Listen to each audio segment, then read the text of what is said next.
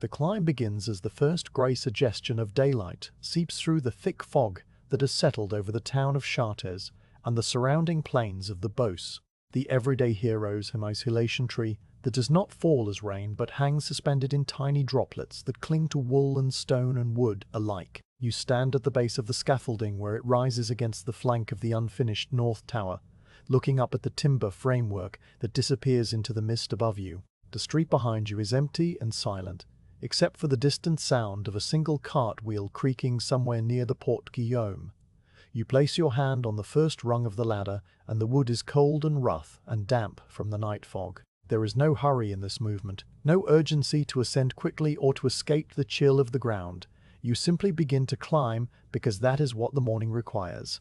The scaffolding is a structure of oak beams and planks lashed together with thick hemp rope that has been soaked in pine tar to resist the damp air. Each rung is a horizontal pole roughly the thickness of your forearm, smoothed slightly by the passage of many hands and boots over the building season that ended just a few weeks ago. You feel the texture of the wood through the worn leather of your gloves, the slight unevenness where a knot in the grain creates a small ridge, the shallow depression where the weight of other masons has compressed the fibers over time. Your boots find each rung without conscious thought, because your body knows this ladder in the way that a body knows the path from bed to hearth in a dark room. The climb is slow and steady, and you can hear your own breathing, a soft sound in the muffled quiet of the fog. As you rise higher, the sounds of the waking town below become more distant and more indistinct. The creak of the cartwheel fades into nothing and is replaced by the nearer sound of water dripping from the eaves of the cathedral roof somewhere above you and to your left. The drip is irregular and slow, a single drop falling every few seconds to land on a stone ledge with a faint pattering sound that echoes softly against the wall of the nave. You pause at the first landing platform to rest your hands and to look out over the view that is not yet visible. The fog is so thick at this height that you can see nothing beyond the nearest timbers of the scaffolding itself. The world has contracted to a small circle of grey mist and damp oak, and the steady sound of your own heart beating in your ears. You are not lonely in this fog because you have never expected the scaffolding to be anything other than what it is, a quiet place separated from the noise and business of the streets. The next section of the climb takes you past the level of the lower flying buttresses where the great stone arches spring outward from the wall of the choir to carry the weight of the high vault down to the outer piers. Even through the fog, you can sense the mass of the stone near you, the way the air feels slightly different when you're close to a large surface of cut limestone. There is a coolness that radiates from the blocks, a sense of density that the fog cannot fully obscure.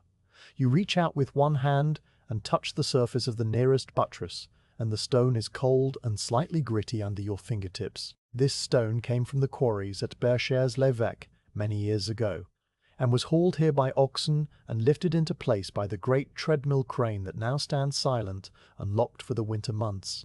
You think about the hands that set this block and the hands that will touch it centuries from now, but the thought is passing and without weight, and you return your attention to the next rung of the ladder.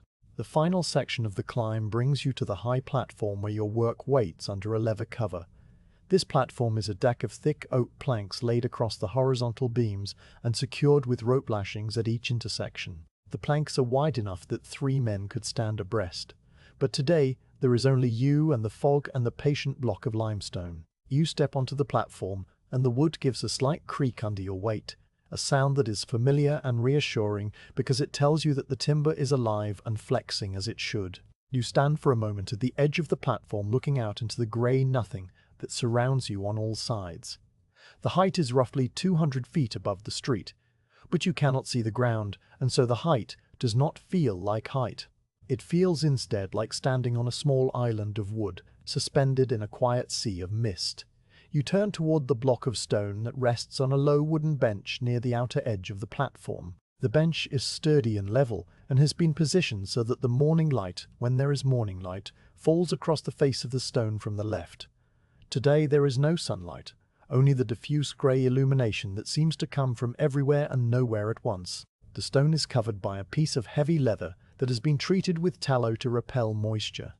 The leather is dark brown and stiff from the cold, and there are small beads of condensed fog resting on its surface like tiny pearls of water. You bend down and take hold of one corner of the cover, and you fold it back slowly and deliberately.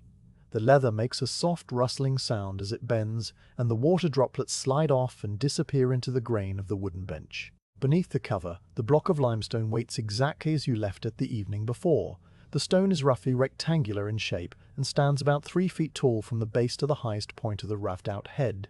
The color of the stone is a pale, worn grey, with faint traces of yellow ochre in the deeper grain, the characteristic hue of the birch-hairs limestone that has been used for all the exterior carving of the cathedral. You run your hand over the surface of the stone and feel the texture of the rough cuts that were made weeks ago when the block was first shaped from the larger quarry piece. These cuts are deep and angular, the marks of the heavy point chisel and the stone axe, tools that remove large amounts of material quickly and leave behind a surface that is furrowed and uneven. Over these rough marks, you can see the finer lines that you have already begun to make, the shallow parallel grooves left by the toothed chisel as you started to define the basic forms of the creature. The creature that lives inside this stone is a gargoyle, one of the water spouts that will project outward from the parapet wall to carry rainwater away from the sacred masonry of the flying buttresses. The form is already beginning to emerge from the raw block, the deep hollows where the eyes will be, the broad channel that runs down the length of the neck and opens into the gaping mouth, the suggestion of folded wings along the sides where the stone has been cut back to create a shoulder. You look at the shape for a long quiet moment, and you see the work that remains to be done in the weeks ahead. The brow ridge needs to be defined more clearly, and the curve of the cheek must be smoothed, and the deep groove of the throat channel requires careful undercutting, so that the water will flow freely without splashing back against the wall. There is no urgency in this assessment, only the calm recognition of a task that will fill the short winter days until the building season resumes in the spring. You fold the leather cover carefully and place it on the platform beside the bench, where it will be within reach when the light fades and it is time to cover the stone again. The cover is heavy and the leather is stiff and cold, and it holds the shape of the gargoyle's head where it has rested against the stone through the night. You notice a small feather caught in the fold of the leather, a grey and white feather from one of the pigeons that roost in the crevices of the buttresses below. You pick up the feather and hold it for a moment, and then you release it over the edge of the platform and watch it drift down into the fog and disappear. The stool on which you sit while you work is a simple 3-legged affair made from a section of oak log with 3 legs socketed into angled holes. The seat has been worn smooth by years of use, and there is a shallow depression in the center where the weight of the mason settles. You pull the stool into position in front of the bench, and you sit down slowly, feeling the familiar shape of the seat against your legs. The height of the stool places your eyes level with the face of the gargoyle, and this is intentional because the work of carving a face requires that you see the forms from the same angle that they will be seen when the stone is finally set in place, high on the parapet. Beside the bench, your tools are arranged on a square of oiled cloth that protects them from the damp air. You take a moment to look at each tool in turn, not because you need to choose one, but because the ritual of looking is part of the beginning of the work. There is the heavy wooden mallet made from a dense piece of beechwood, with a head that is slightly rounded from countless strikes against chisel handles. There is the point chisel with its tapered tip that you used for the rough shaping and which now rests with a faint coating of stone dust clinging to its iron shaft. There is the tooth chisel with its serrated cutting edge that leaves those characteristic parallel grooves in the stone. There is the flat chisel with a straight edge for smoothing surfaces and defining crisp lines. And there is the small fine-toothed comb chisel that you will use today for the delicate work around the eyes and the brow. You reach down and pick up the comb chisel and the mallet. The handle of the chisel is made of ash wood, and it fits comfortably into the curve of your palm where the calluses have formed over many seasons of holding tools in exactly this way. The iron of the chisel is cold against your other hand as you guide the tip toward the stone. You place the cutting edge against the ridge of the brow just above the hollow of the right eye socket, and you hold it there without striking. You are finding the angle, the precise orientation of the tool relative to the grain of the stone. Limestone has a grain even though it is not visible in the way that the grain of oak or ash is visible. The grain of limestone is a subtle thing that you feel through the tool as you work, a slight variation in density and hardness that determines how the stone will fracture when struck. The angle must be just right, so that the chip that separates from the block is clean and shallow and does not run deeper than you intend. You sit with the chisel resting against the stone and the mallet held loosely in your other hand, and you listen to the sounds of the morning around you. The dripping of water from the eaves has slowed as the temperature has risen just slightly with the advance of the day. The pigeons in the buttresses below are beginning to stir, and you can hear their soft throaty cooing rising up through the fog. Far away in the town, the bells of Saint-Pierre have begun to ring for the morning office, a distant sound that reaches you as a low vibration in the air more than a distinct note. The fog muffles everything and makes the world small and close and quiet. You raise the mallet and you strike the head of the chisel with a light tap. The sound is a small, sharp click that does not echo but seems to be absorbed immediately by the fog and the stone and the timber around you. A tiny sliver of limestone separates from the brow ridge and falls onto the bench with a soft clatter.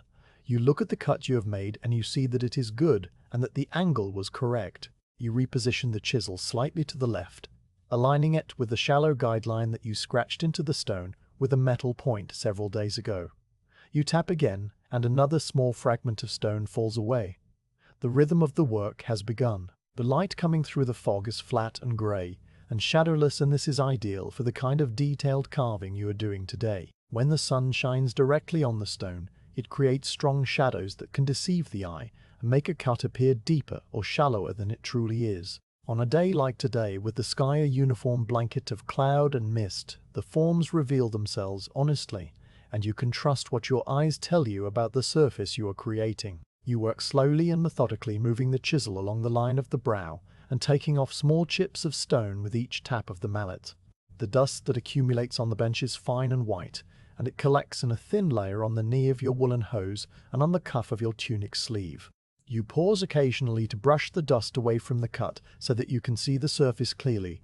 The bristles of the small brush you use are made from the stiff hairs of a boar, and they make a soft whisking sound against the stone. Each time you brush the dust away, you lean in close to inspect the shape that is emerging from the block, and you run your thumb over the cut surface to feel its texture.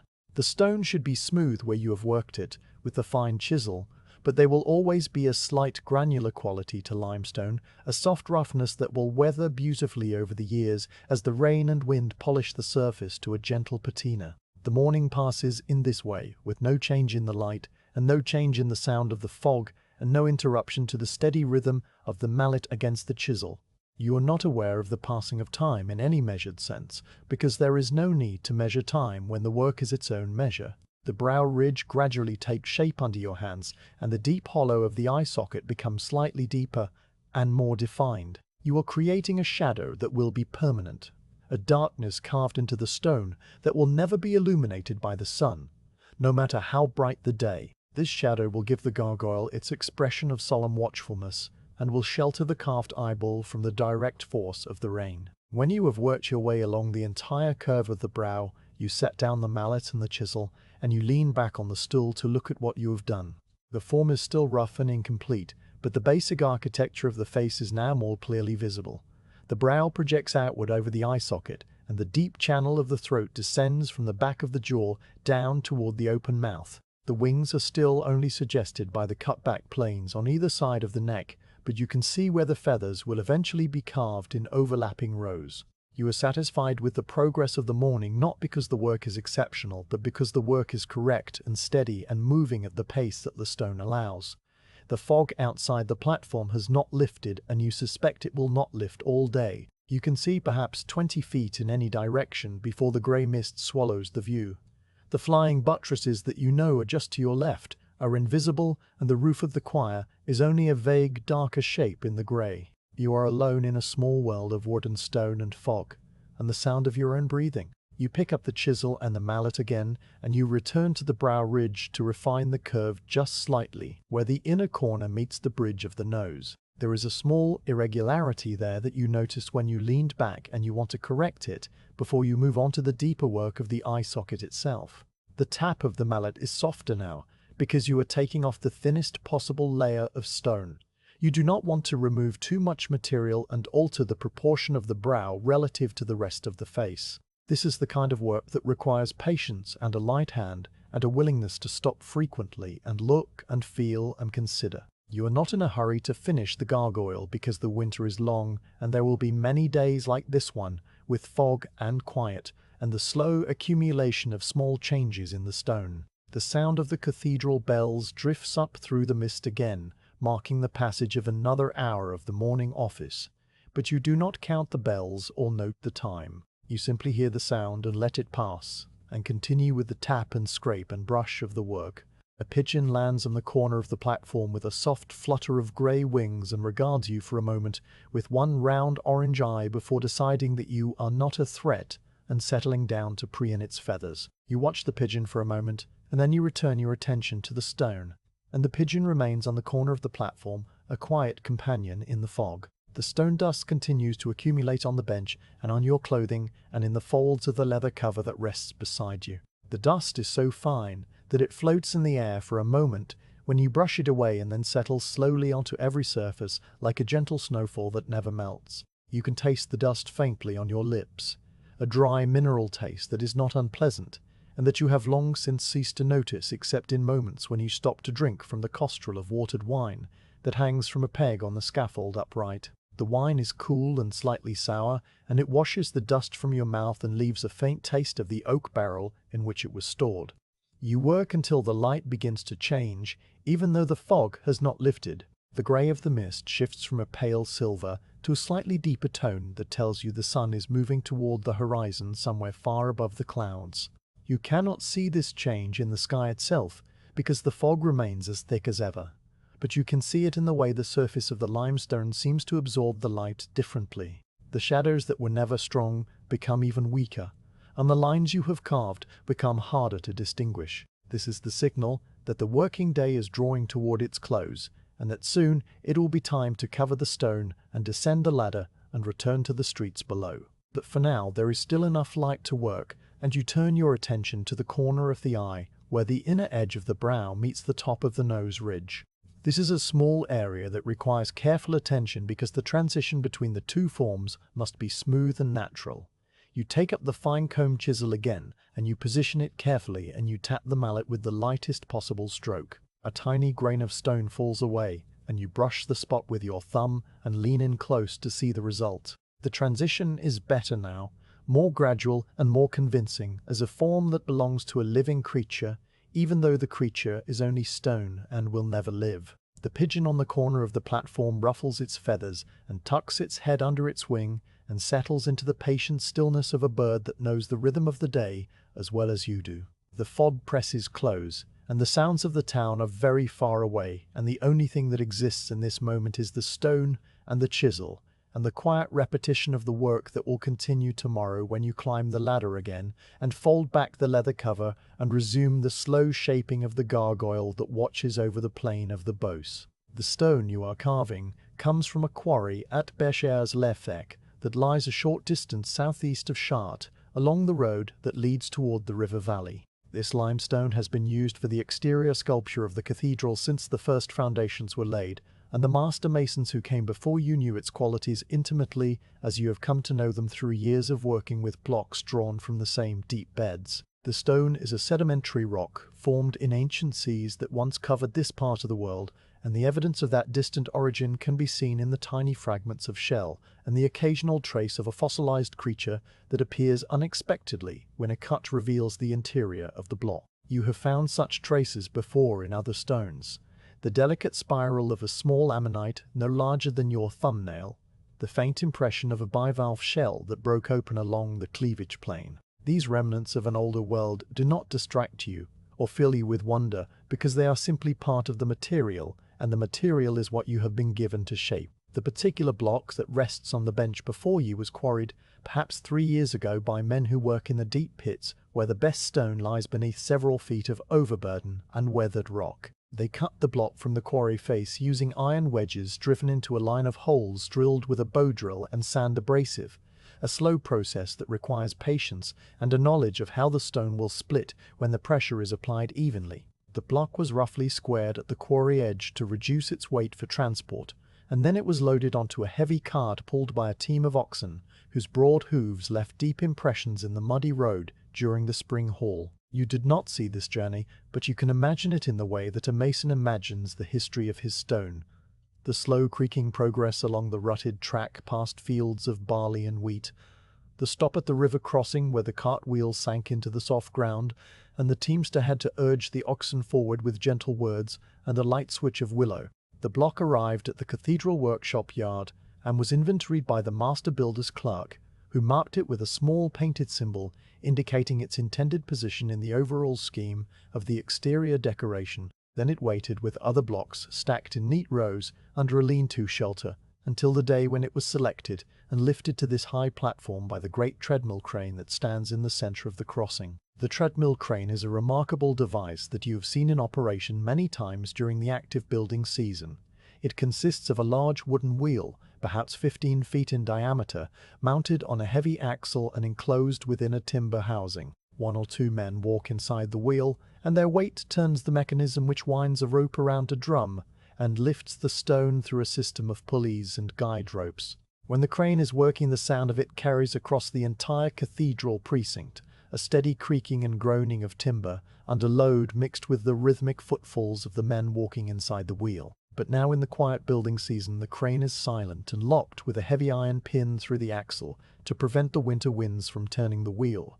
The rope hangs loose and still from the jib, and a light coating of frost sometimes gathers on the fibers in the early morning. You do not think about the crane often, but when you do, it is with the same neutral awareness that you give to any tool that is not currently in your hand. The block of limestone before you has a grain that is not visible to the eye in the way that the grain of oak or chestnut is visible, but which reveals itself through the resistance it offers to your chisel. Limestone is a relatively soft stone compared to granite or marble, and it cuts readily under the edge of a well-sharpened tool. But within that softness there are variations in density and composition that affect how the stone behaves when struck. Some areas of the block are slightly harder, where the calcium carbonate has been compressed more tightly by the weight of the sediments that once lay above it. Other areas are more porous and friable and will crumble if you apply too much force or if your chisel is not sharp enough. You have learned to read these variations through the feedback that travels up the shaft of the chisel and into your hand. A hard spot will make the mallet rebound slightly with a higher pitched click, while a softer spot will absorb the blow and produce a duller thud and a larger chip than you intended. Your hand adjusts automatically to these signals without conscious thought, because the knowledge has become part of your body through years of repetition. The sound of the mallet striking the chisel is the primary music of this high workspace, and it has a character that changes depending on the tool you are using and the part of the stone you are addressing. The point chisel, when driven into the rough block, produces a sharp ringing crack that echoes off the walls of the nave if the fog is thin enough to allow sound to carry. The tooth chisel gives a more rhythmic clicking as each tooth bites into the stone in succession, and the sound is almost like the call of a small bird if you listen without paying too much attention to the source.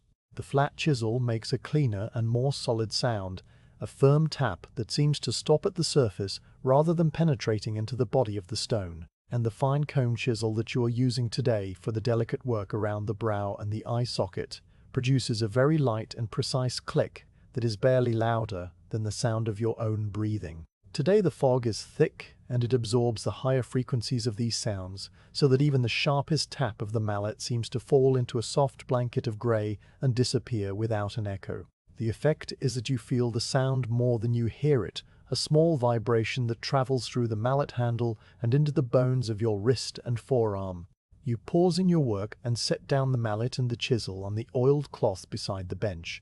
The stone has a fine layer of dust covering the areas where you have been cutting, and you take up the ball bristle brush to sweep it clean. The bristles are stiff and dark, and they make a soft whisking sound as they pass over the surface of the limestone. The dust rises in a small cloud and settles on the bench, and on the knee of your woolen hose, and on the leather cover folded beside you. You have become accustomed to living with stone dust in every fold of your clothing, and in the creases of your skin, and in the hair of your beard. It is a fine white powder that works its way into everything, and it has no smell of its own, but carries the faint mineral coolness of the stone from which it came. When you wash your hands in the basin at the end of the day, the water turns a milky grey, and the dust settles to the bottom of the bowl in a soft sediment that you will empty into the yard the next morning. The light today is a uniform grey that comes from all directions, equally because the fog diffuses what little sunlight manages to penetrate the cloud layer above. There are no shadows anywhere on the platform or on the stone. The absence of shadow is helpful for this stage of the carving, because it allows you to see the true shape of the forms you are creating, without the distraction of contrasting light and dark. A strong shadow can make a shallow cut appear deeper than it is, or it can hide an irregularity that will become obvious only when the sun moves to a different angle. On a day like today, the surface of the stone reveals itself honestly, and you can trust your eyes to tell you what your hands have made. You lean in close to the brow ridge and you inspect the curve that you have been refining throughout the morning. The line is smooth and continuous from the inner corner near the bridge of the nose outward to the temple area, where the brow will eventually merge into the side of the head. There is a slight flat spot about halfway along the curve where the chisel bit a little too deeply, and you will need to address it before you move on to the deeper hollow of the eye socket. You pick up the flat chisel now because the work of correcting a flat spot requires a tool with a straight cutting edge that can bridge the small depression and bring the surrounding surface down to the same level.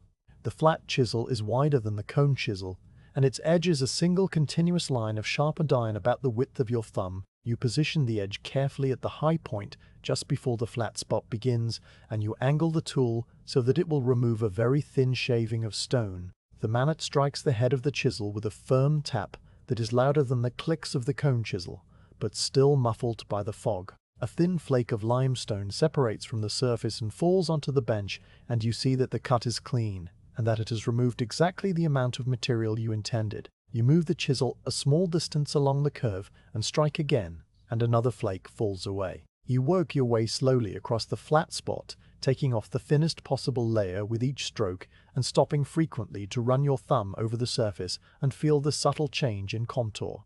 The sense of touch is as important as sight in this kind of work, and you rely on your fingertips to tell you things that your eyes might miss. The skin of your fingertips has been worn smooth by years of handling stone and tools, and the calluses that form are different from the calluses of a farmer or a smith. Your calluses are broad and flat, and they cover the entire pad of each finger so that the ridges and walls of your fingerprints are nearly invisible. When you run your thumb over the limestone, you can feel the slightest variation in the surface, a rise or depression no thicker than a piece of parchment, and this information travels up through your hand and into the part of your mind that knows what the stone should feel like when it is finished. The surface of the brow ridge should be smooth but not polished, with a slight grain that will catch the light and give the stone a living quality when the sun finally emerges from behind the winter clouds. You continue working along the curve of the brow, and gradually the flat spot disappears and the line becomes a continuous flowing arc that pleases your eye and your fingertips. You set down the flat chisel and pick up the fine comb chisel again, because the next area you need to address is the deep hollow of the eye socket itself. This is a more challenging part of the carving because the space is confined and the angle of the chisel must be adjusted constantly to follow the concave surface. You lean forward and position the tip of the chisel at the deepest point of the socket, where the eyeball will eventually be carved as a raised sphere surrounded by the shadow of the lids. The stone here is in full shadow even on a bright day, and today, with the fog diffusing what little light there is, the socket is a pool of deep grey that reveals almost nothing of its surface. You work more by feel than by sight in this area, letting the chisel find its own angle against the stone and trusting the feedback from the mallet to tell you when the cut is correct. The sound of the mallet against the comb chisel in this confined space is different from the sound it makes on the open surface of the brow. The hollow of the socket acts like a small resonant chamber, and the click of the strike is amplified slightly and given a subtle ringing quality that decays slowly into the fog. You notice this change in the sound, but you do not dwell on it because the work requires your attention and the sound is simply part of the work. You tap and reposition and tap again, and small fragments of limestone fall from the socket and collect in the bottom of the hollow, where they must be brushed out periodically so that they do not interfere with the placement of the chisel. You use the corner of the ball bristle brush to sweep the debris out of the socket, and the fragments tumble down the face of the stone and scatter on the bench like tiny pieces of broken eggshell. The eye socket must be deep enough to contain the carved eyeball, and to create a strong shadow that will give the gargoyle its characteristic expression of remote and solemn watchfulness. But it must not be so deep that it weakens the stone or creates a pocket where water can collect and freeze in the winter months. You think about the first rain that will fall on this gargoyle after it is set in place on the parapet, and you imagine the water running down the brow and dripping into the socket, and then flowing out through the small channel you will carve at the inner corner of the eye. This channel will direct the water into the main throat passage that descends through the open mouth and out into the air beyond the wall. Every part of the carving has a purpose beyond mere decoration, and you understand these purposes in the same way that a farmer understands the purpose of a drainage ditch, or a miller understands the purpose of a sluice gate. The gargoyle is a piece of engineering dressed in the form of a living creature, and your job is to make both aspects work together without one interfering with the other. The morning has passed, while you have been working on the brow and the eye sockets, and you become aware of the passage of time only because your stomach makes a small sound that reminds you that you have not eaten since the piece of bread you broke your fast with before climbing the ladder. You set down the chisel and the mallet, and you straighten your back and roll your shoulders to ease the slight stiffness that has settled into the muscles between your shoulder blades. The stool is hard and you have been sitting in the same position for a long time, but your body is accustomed to this, and the stiffness will fade quickly when you stand and move around the platform. You stand now and step away from the bench and walk to the edge of the platform where the fog presses close and the world below is entirely hidden. The view from this height on a clear day extends for many miles across the plain of the Beauce, which is one of the flattest and most fertile regions in this part of the world. You can see the pattern of fields and roads, and the small villages that cluster around their parish churches, and the distant line of trees that marks the course of the river Eure winding toward the Seine. But today there is no view, and you might as well be standing on a platform suspended in the middle of a grey cloud that has no top or bottom or sides. The fog is so dense that you can hold out your hand and watch the fingers disappear into the mist before your arm is fully extended. There is a moisture in the air that collects on your face and in your beard and on the wool of your hood, and it is not uncomfortable because the temperature is only slightly cold and your body is warm from the exertion of the work. You breathe deeply, and the air tastes of damp wool and limestone dust and the faint distant tang of wood smoke from the chimneys of the town below.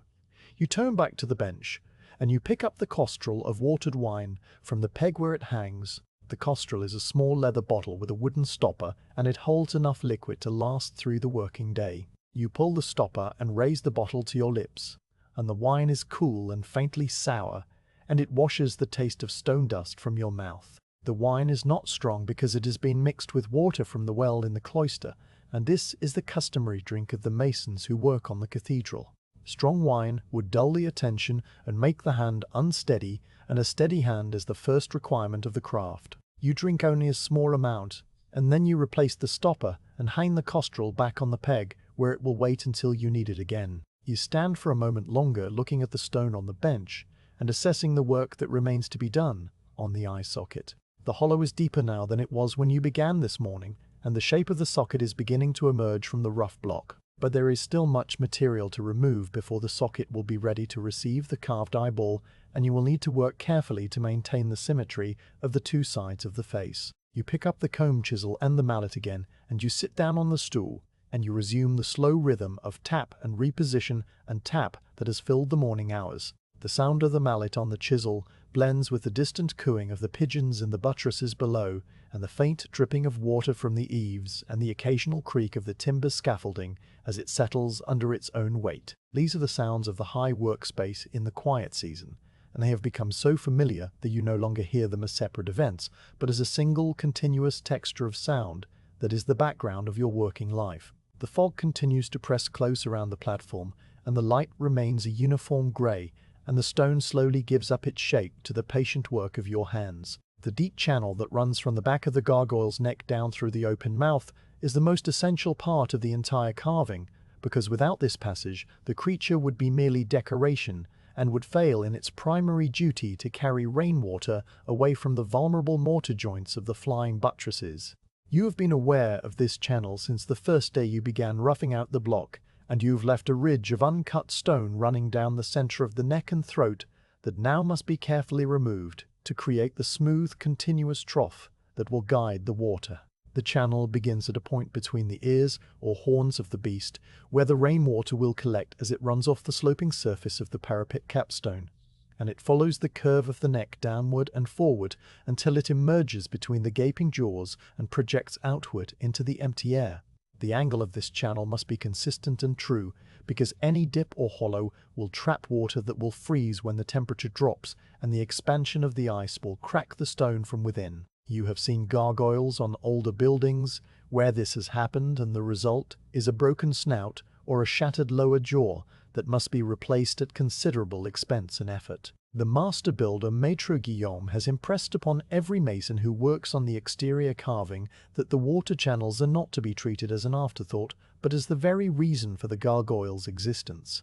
The tool you select for this part of the work is a gouge, with a curved sweep that matches the radius of the channel you intend to create. The gouge is a chisel with a U-shaped cross-section, and its cutting edge is a semicircular arc that removes a rounded groove from the stone. You have several gouges of different widths and curvatures in your leather satchel, and you choose the one that feels right for the width of the neck at the point where the channel begins. The handle of the gouge is made of beechwood, and it is worn smooth from years of use, and it fits into your palm in a way that feels natural and unforced. The eye of the gouge extends about 6 inches from the handle, and the curved cutting edge has been sharpened on a fine-grained whetstone until it reflects the grey light of the fog with a faint silvery gleam. You test the edge with your thumb and feel the slight bite of the sharpened metal against the calloused skin, and you are satisfied that the tool is ready. You position the gouge at the highest point of the neck where the channel will begin, and you angle it slightly downward to establish the proper slope for the water flow. The master builder has specified that all gargoyle channels must descend at a pitch of at least 1 finger's width for every hand's length of run, and you have marked this angle on the side of the block with a shallow scratched line that serves as your guide. You hold the gouge against the stone with your left hand, and you take up the mallet with your right, and you strike the head of the tool with a firm, controlled blow. The curved edge bites into the limestone, and a crescent-shaped chip separates from the block and falls away into the rough hollow that will become the open mouth. The sound of the gouge cutting into the stone is different from the sound of the flat chisel or the comb chisel, because the curved edge creates a slight scraping noise as it exits the cut, and this scraping blends with the percussive tap of the mallet to produce a more complex tone. It is a sound that you associate with the shaping of hollow forms, and it is as familiar to you as the sound of your own footsteps on the wooden planks of the scaffolding. You work the gouge along the scratched guide line, moving it forward about the width of your thumb with each stroke and removing a consistent depth of material from the groove. The channel begins to take shape as a shallow, rounded trough that descends from the back of the neck toward the open jaws, and you pause frequently to run your finger along the bottom of the groove to check for any irregularities that might impede the flow of water. The surface inside the channel must be smooth enough that water will not cling to the stone, but rough enough that it will not create a slippery film of algae over time. You are not aiming for a polished finish, because a polished surface would actually encourage water to bead up and run unpredictably rather than flowing in a coherent stream. The slight natural grain of the limestone left by the gouge will provide just enough texture to guide the water without holding it back. The fog has not lifted, and the light remains a uniform grey that makes it difficult to see into the depths of the channel as it grows deeper. You lean to one side and then the other to catch the available light at different angles, and you use your left hand to feel the contours that your eyes cannot clearly discern. The sense of touch becomes even more important when you are working inside a narrow groove, where shadows gather and the details of the surface are obscured. Your fingertips trace the curve of the channel, and they tell you that the bottom is slightly uneven near the midpoint, where the stone grain is harder and the gouge has not cut as deeply as it did in the softer areas before and after. You return to that spot, and you position the gouge carefully, and you strike it with a series of light taps that remove thin shavings of the harder stone until the bottom of the channel feels smooth and consistent from end to end. The work of deepening the channel continues through the middle part of the day, and the only measure of time is the gradual accumulation of stone chips and dust on the bench, and the slow progress of the groove as it extends downward toward the open jaws. You have reached the point where the channel passes between what will become the ears of the gargoyle, and you must be careful not to cut too deeply into the sides of the neck, because the walls that contain the water must be thick enough to withstand the pressure of ice if the channel ever becomes blocked by leaves or debris. A blocked channel is a serious problem for a gargoyle because standing water will eventually find its way into any small crack or fissure, and the freeze that follows will split the stone as surely as a wedge driven into a log. You've seen the aftermath of such failures in the workshop yard, where broken gargoyles are brought down from the older parts of the cathedral and replaced with new carvings. The broken stones are piled in a corner near the lime kiln, and eventually they will be burned to make quicklime for mortar, and their long watch over the plain will come to an end. The open mouth of the gargoyle is the most dramatic feature of the carving because it is the point where the functional water channel becomes visible as part of a living form. The jaws are stretched wide in an expression that some people interpret as a roar of defiance or a cry of warning, but which you understand as simply the necessary geometry of a spout that must project water far enough from the wall to clear the projecting moldings of the buttress below. The upper jaw and the lower jaw must be carved in such a way that the water will emerge cleanly from between them without dribbling back onto the chin or splashing against the teeth. This requires a careful shaping of the lower lip, which must project slightly beyond the upper lip to create a drip edge that will cause the water to release cleanly and fall in an arc, rather than running back along the underside of the jaw. You have spent many hours studying the existing gargoyles on the North Tower, and you have noted how the most successful spouts have a slight upturn at the very tip of the lower lip that throws the water outward in a graceful curve. You set aside the gouge for a moment and you take up a flat chisel to begin defining the inner surfaces of the open mouth. The mouth is a hollow cavity that extends back into the throat, and it must be wide enough to allow the water to pass freely even when the flow is heavy during a summer thunderstorm. You work the flat chisel along the roof of the mouth, which is actually the underside of the upper jaw, and you remove thin layers of stone to create a smooth arch surface that will not obstruct the water. The position of your body changes as you work on different parts of the mouth, and you find yourself leaning over the block and looking down into the dark interior of the stone, where the light barely reaches. The sound of the flat chisel inside the confined space of the mouth is a hollow tapping that echoes slightly off the walls of the cavity and reminds you of the sound of a woodpecker working on a dead tree in the forest near the river. The tongue of the gargoyle is a feature that you have seen on some of the older carvings, and it serves no functional purpose, but it adds to the impression of a living creature frozen in stone. You have decided to include a tongue in this carving, and it will occupy the floor of the mouth and will project slightly forward between the lower teeth. The tongue must be positioned low enough that it does not interfere with the water channel, which will pass above it and out through the gap between the upper and lower jaws. You take up a small pointed chisel to begin roughing out the shape of the tongue, and you work carefully to establish the basic form before you switch to finer tools for the details.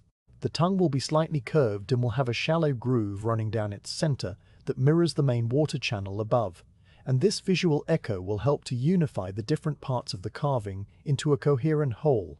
The teeth of the gargoyle are another feature that serves no hydraulic purpose, but which contributes to the overall effect of the creature.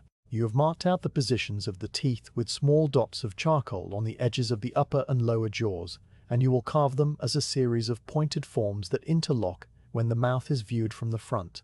The teeth must be carved carefully because they are thin projections of stone that can easily break if you apply too much force with the mallet, or if the grain of the limestone runs in an unfavorable direction. You have learned to read the grain of the stone before you commit to carving any thin projection, and you will orient each tooth so that its long axis aligns with the natural bedding plane of the limestone where the stone is strongest. This is a lesson that every apprentice mason learns early in their training, and it has saved many hours of repair work and many broken tools. The afternoon light has not changed in any perceptible way because the fog remains as thick as it was in the morning, and the grey illumination that falls on the platform seems to come from no particular direction. You are accustomed to this kind of light, and you no longer expect the sun to break through the clouds because the season of clear skies and long shadows is still several months away. The winter days in Chartres are short and often grey, and the work on the high scaffolding proceeds at a pace that matches the slow rhythm of the season. There is no urgency to finish the gargoyle before a particular date because the building season will not resume until the spring, when the mortar can be mixed without fear of freezing and the stones can be set without the risk of ice forming in the joints. Your task is simply to work steadily through the winter months, so that when the masons return to the upper walls in April, there will be a finished gargoyle ready to be hoisted into place on the parapet. You pause in your work on the mouth, and you take up the costrel of watered wine, and you drink a small amount to clear the stone dust from your throat. The wine is cool and faintly sour, and it tastes of the leather bottle and the oak barrel and the distant vineyard where the grapes were grown in a summer that is now only a memory. You replace the stopper and hang the costrel on its peg, and you look out into the fog for a moment, before returning your attention to the stone. The fog is so thick that you can see nothing beyond the nearest timbers of the scaffolding, and the world has contracted to the small circle of the platform and the bench and the patient block of limestone that is slowly becoming a gargoyle under your hands. You pick up the gout again, and you return to the water channel where it descends through the throat and approaches the back of the open mouth. This is the most critical section of the channel, because the water must transition smoothly from the horizontal run of the neck to the vertical drop of the open jaws, and any abrupt change in direction will cause turbulence that could splash water back onto the stone. You work the gouge slowly and deliberately to create a gentle curve that will guide the water without disturbing its flow, and you stop frequently to sight along the channel and check the line. The curve must be fair and continuous, and it must not have any flat spots or sudden changes in radius that would disrupt the smooth passage of the water. You use the corner of a flat chisel to refine the curve, and you run your finger along the surface again and again until the transition feels as smooth as the inside of a wooden bowl that has been finished with a cabinet scraper. The lower jaw of the gargoyle presents a particular challenge because it must be carved from the solid stone without weakening the connection to the neck. The jaw projects forward and downward, and it is supported by the mass of the throat and chest, which you have left intentionally thick to provide a strong base. You work the flat chisel along the underside of the jaw to establish the basic angle, and you are careful not to undercut the stone too deeply, because an undercut jaw is vulnerable to breaking if a heavy piece of ice forms on it during a winter freeze. The master builder has taught you to leave a small fillet of stone at the junction of the jaw and the neck that will provide additional strength without being visible from the ground. This fillet will be hidden in the shadow under the chin, and no one who looks up at the gargoyle from the street below will ever know it is there. The teeth are the next part of the carving that requires your attention, and you select a small pointed chisel with a fine tip for this delicate work. You begin with the upper teeth, and you work from the center of the mouth outward toward the corners so that you can maintain the symmetry of the two sides. Each tooth is carved as a small pointed cone that rises from the edge of the jaw, and you take care to space them evenly and to make them all roughly the same size and shape. The sound of the pointed chisel is a light tap that barely disturbs the quiet of the fog, and the stone yields slowly to the patient work of your hands. The teeth emerge one by one from the solid stone, and they give the gargoyle a fierce and watchful expression that will be visible from the ground even at this great height. The tongue takes shape under the pointed chisel and the flat chisel, and you carve the shallow central groove that will echo the main water channel above. The tongue is a thick, muscular form that fills the floor of the mouth, and it curves slightly upward at the tip, where it rests just behind the lower teeth. You smooth the surface of the tongue with a fine rasp, and you feel the texture of the stone under your fingertips as you check the contours. The tongue will never be seen clearly from the ground because it is hidden in the shadow of the upper jaw, but you know it is there, and you take satisfaction in the completeness of the carving. The light has begun to fade now, in the subtle way that it does when the fog remains thick and the sun sets somewhere beyond the clouds. The grey of the mist deepens toward a darker shade, and the details of the stone become harder to distinguish. You set down your tools, and you brush the stone dust from the bench and from the surface of the gargoyle, and you take up the leather cover that has been waiting beside you all day. You drape the cover over the stone, and you tuck the edges carefully under the chin and around the wings, and you make sure that the entire carving is protected from the moisture of the night. The cover is heavy and stiff with tallow, and it smells of leather and smoke and the long hours of the workshop. You gather your tools and wrap them in the oiled cloth and place them in the leather satchel that hangs from the peg. The satchel is heavy with the weight of the iron and the wood, and you lift it carefully and sling the strap over your shoulder. You take one last look at the covered stone, and the darkening fog and the empty platform, and then you turn toward the ladder and begin the slow descent to the streets below. The rungs are cold and damp under your hands, and the fog presses close around you, and the sounds of the town begin to reach your ears as you leave the high silence of the scaffolding behind. The work of the day is complete, and the gargoyle waits patiently under its leather cover for the morning light and the return of your hands and the slow continuation of the carving. You stop carving not because the work is finished, but because the light has shifted in a way that makes the fine pencil lines on the stone difficult to see. The fog that has wrapped the scaffolding all morning and into the afternoon has begun to thin in patches, and the grey illumination has taken on a slightly different quality, a softening that tells you the sun is moving toward the horizon, even though the sun itself remains hidden behind the thick blanket of cloud.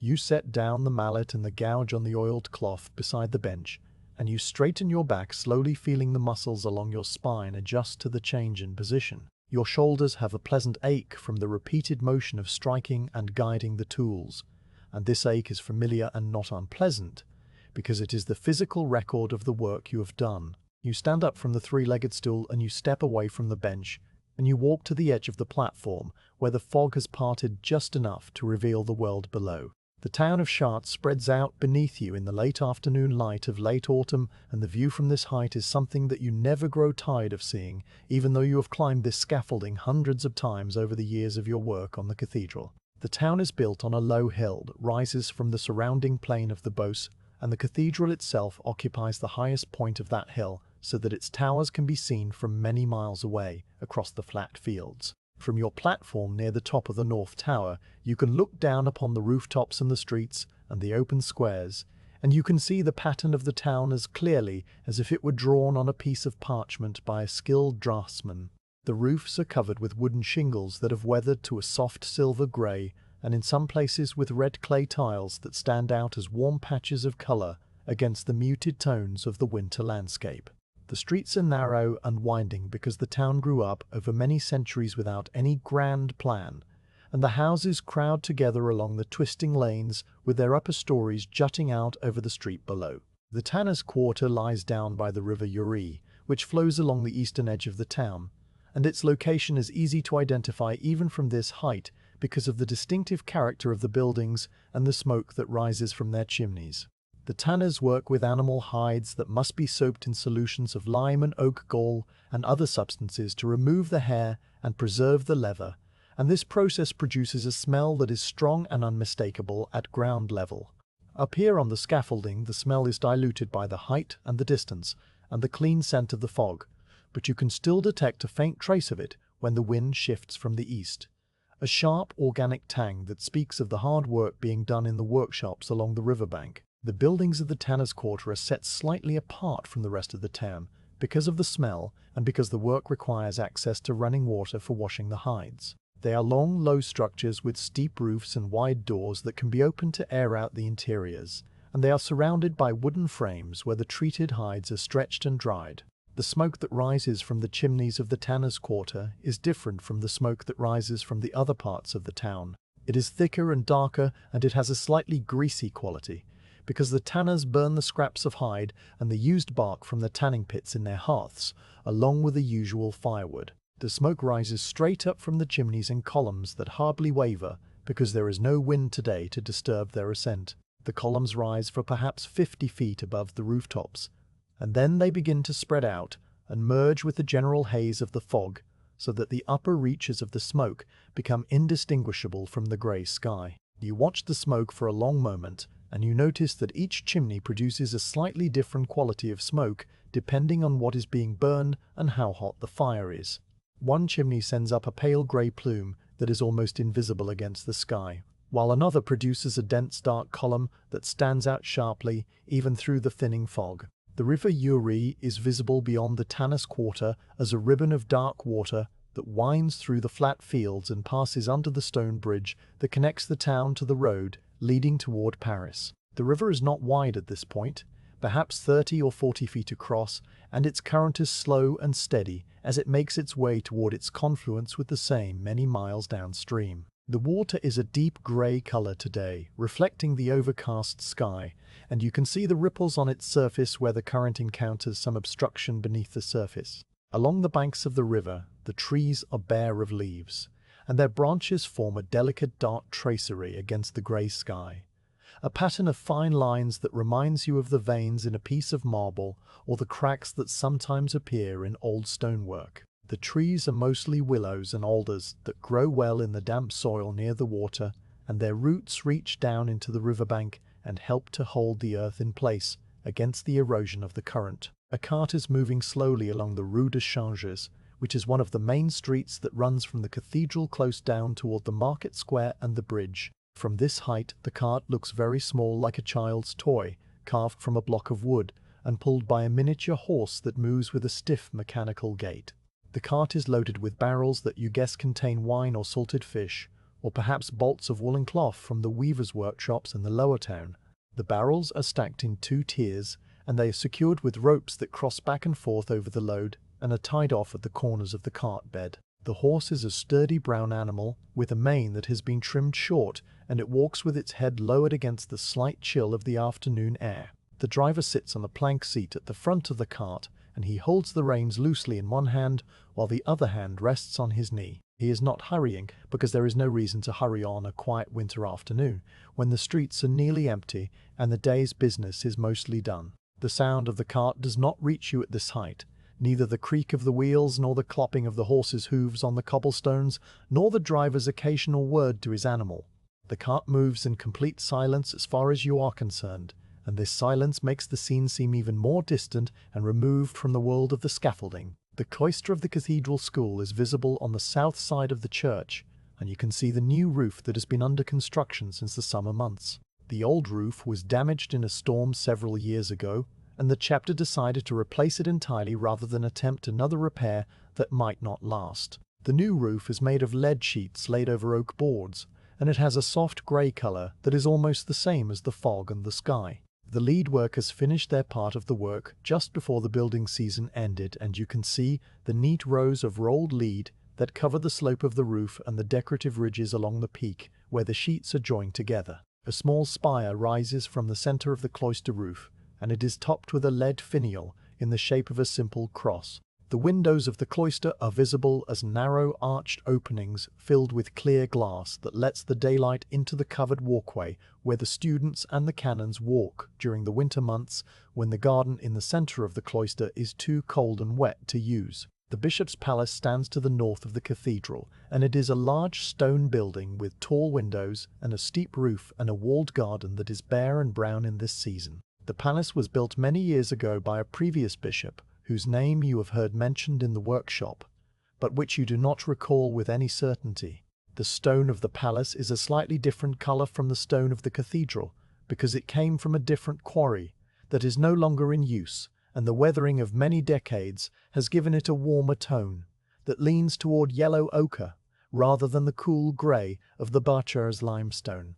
A cat is walking along the ridge beam of the bishop's palace roof, and you notice it because the movement catches your eye against the still background of the grey sky and the grey stone. The cat is a small orange shape that moves with the careful, deliberate pace of a creature that is comfortable at heights and confident in its footing. It stops halfway along the ridge and sits down and begins to wash its face with one paw in the unhurried manner of cats everywhere. You watch the cat for a long time, and you find something calming in the sight of this small living creature going about its business at a height nearly as great as your own, and yet belonging to a completely different world. The cathedral school itself is a building that stands near the cloister, and it is where the young boys who are being educated by the canons learn their letters and their numbers, and the Latin that they will need if they are to enter the church or the service of a noble household. You can see the school building from your platform, and you can see the small figures of the boys moving in the yard during their recreation time, which comes in the middle of the afternoon.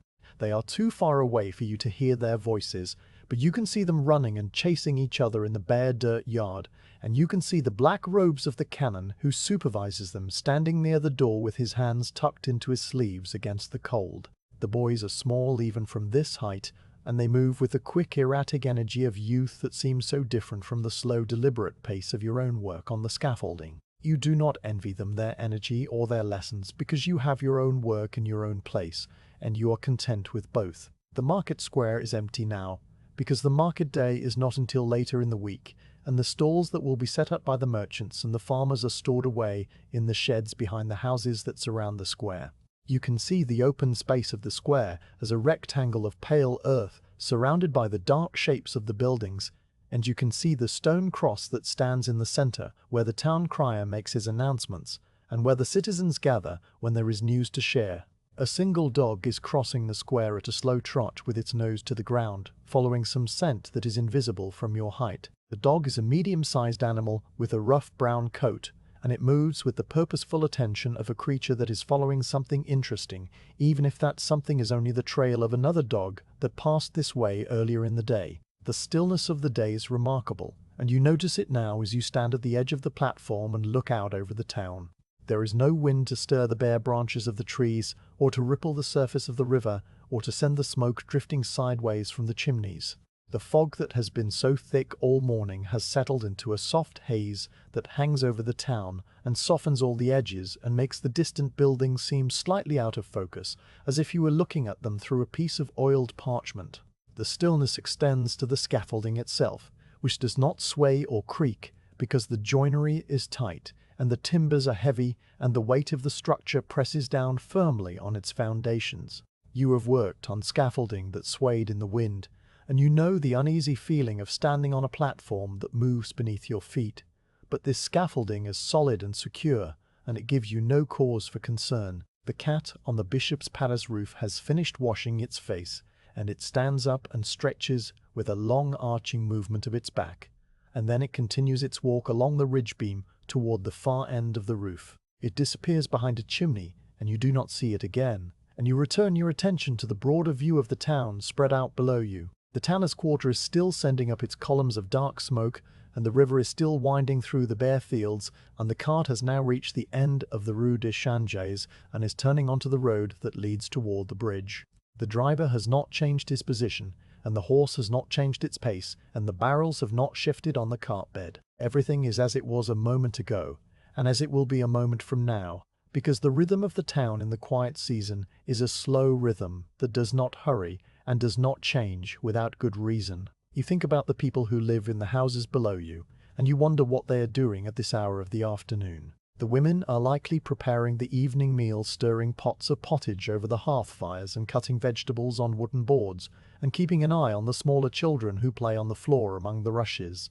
The men are finishing their work in the workshops and the shops, and they will soon be making their way home through the narrow streets with their tools wrapped in cloth, and their minds already turning toward the warmth of the hearth and the bowl of food that waits for them. The old people sit near the fires and doze or tell stories to the children, or simply watch the flames and think about the years that have passed and the years that remain. The whole town is engaged in the quiet business of living, and you are above it all, on your platform of oak planks, separated from their world by 200 feet of grey air and a barrier of fog and stillness. You pull your hood up over your ears because there is a slight chill on the lobe of your left ear where the wool of your tunic does not quite cover. The chill is not painful or even particularly uncomfortable, but it is noticeable, and you adjust your hood without thinking about it in the same way that you adjust your grip on a chisel when it does not feel quite right in your hand. The wool of the hood is thick, and it has been felted slightly by the damp air of many winter days spent on the scaffolding, and it holds the warmth of your head and keeps the chill from settling into your neck and shoulders. You are dressed in layers of wool and linen and leather, and each layer serves a purpose in keeping you warm without making you so bulky that you cannot move freely as you work. The outermost layer is a heavy wool tunic that reaches to your knees, and it is dyed a dark brown color that does not show the stone dust too badly. Underneath the tunic, you wear a linen shirt and a woolen undershirt, and your legs are covered by woolen hose that are held up by leather garters tied just below the knee. Your boots are made of thick leather that has been treated with tallow to keep out the damp, and they rise to just below your calves, where they are secured with leather laces. You step back from the edge of the platform, and you walk to the peg where the costrel of watered wine hangs, and you take it down and remove the stopper and drink a small amount. The wine is cool and faintly sour, and it washes the taste of the fog from your mouth and leaves a slight warmth in your throat as it goes down. You drink only a small amount because you have learned that drinking too much on the scaffolding makes you drowsy, and a drowsy mason is a mason who makes mistakes. The costrel holds enough for the whole day, and you have been drinking from it at intervals since the morning, and there is still enough left to last until you descend the ladder in the evening. You replace the stopper and hang the costrel back on its peg, and you stand for a moment looking at the covered gargoyle and thinking about the work you have done and the work that remains. The leather cover over the stone is dark with moisture from the fog, and it clings to the contours of the carving like a second skin. The shape of the gargoyle is visible even under the cover, and you can see the rise of the brow and the hollow of the eye socket and the long curve of the neck descending toward the open jaws. The cover protects the fresh cuts from the damp air, which can cause the stone to absorb moisture and then freeze when the temperature drops at night. Frozen water expands with tremendous force, and it can crack a block of limestone as easily as you can crack a walnut with a hammer. The master builder has taught every mason who works on the cathedral to cover their work at the end of each day and to make sure the cover is secure and that no water can seep underneath. You check the cover now and you tuck a loose corner under the chin of the gargoyle where it had come free, and you are satisfied that the stone will be protected through the night. The light continues to fade in the slow, imperceptible way that it does on a foggy afternoon, and the details of the town below become harder to distinguish. The tanner's quarter is now only a suggestion of dark roofs and darker smoke, and the river is a ribbon of deeper grey against the grey of the fields. The cart has disappeared beyond the bridge, and the market square is empty except for the stone cross, and the dog that crossed it earlier is nowhere to be seen. The world is settling into the quiet of the evening, and you feel the pull of that quiet in your own body, telling you that the working day is drawing toward its close. You sit down on the three-legged stool again, not to work, but simply to be still for a few more minutes before you gather your tools and begin the descent. The stool is hard and the wood is cold through your woolen hose, but the discomfort is slight and you have felt it many times before and it does not trouble you. You look at the covered stone and you think about the shape that is hidden beneath the leather, and you imagine the work you will do tomorrow when you climb the ladder again and fold back the cover and take up your tools. The channel will need more deepening, and the mouth will need more shaping, and the wings that are still only rough blocks of stone will need to be carved with the overlapping feathers that will give the creature its final form. There is much work ahead, but there is also much time, and the winter is long, and you will be here on this platform day after day until the gargoyle is finished and ready to be set in place on the parapet. The sound of the evening Angelus bell begins to ring from the tower below you, and the deep, slow tolling vibrates through the stones of the cathedral and travels up through the timbers of the scaffolding and reaches you as a low hum that you feel in your chest as much as you hear with your ears. The bell is a large one cast in bronze many years ago, and it has a rich sonorous tone that carries for miles across the plain, calling the faithful to prayer and marking the passage of the day. The ringing continues for a minute or perhaps longer, and then it fades into silence, and the quiet of the evening returns even deeper than before. You stand up from the stool, and you begin the slow ritual of closing the workshop for the night. The tools are gathered from the oiled cloth and inspected for damage and wiped clean of stone dust with a scrap of linen that you keep for this purpose. The mallet and the gouge and the flat chisel and the pointed chisel and the fine comb chisel are each wrapped carefully in the cloth and placed in the leather satchel.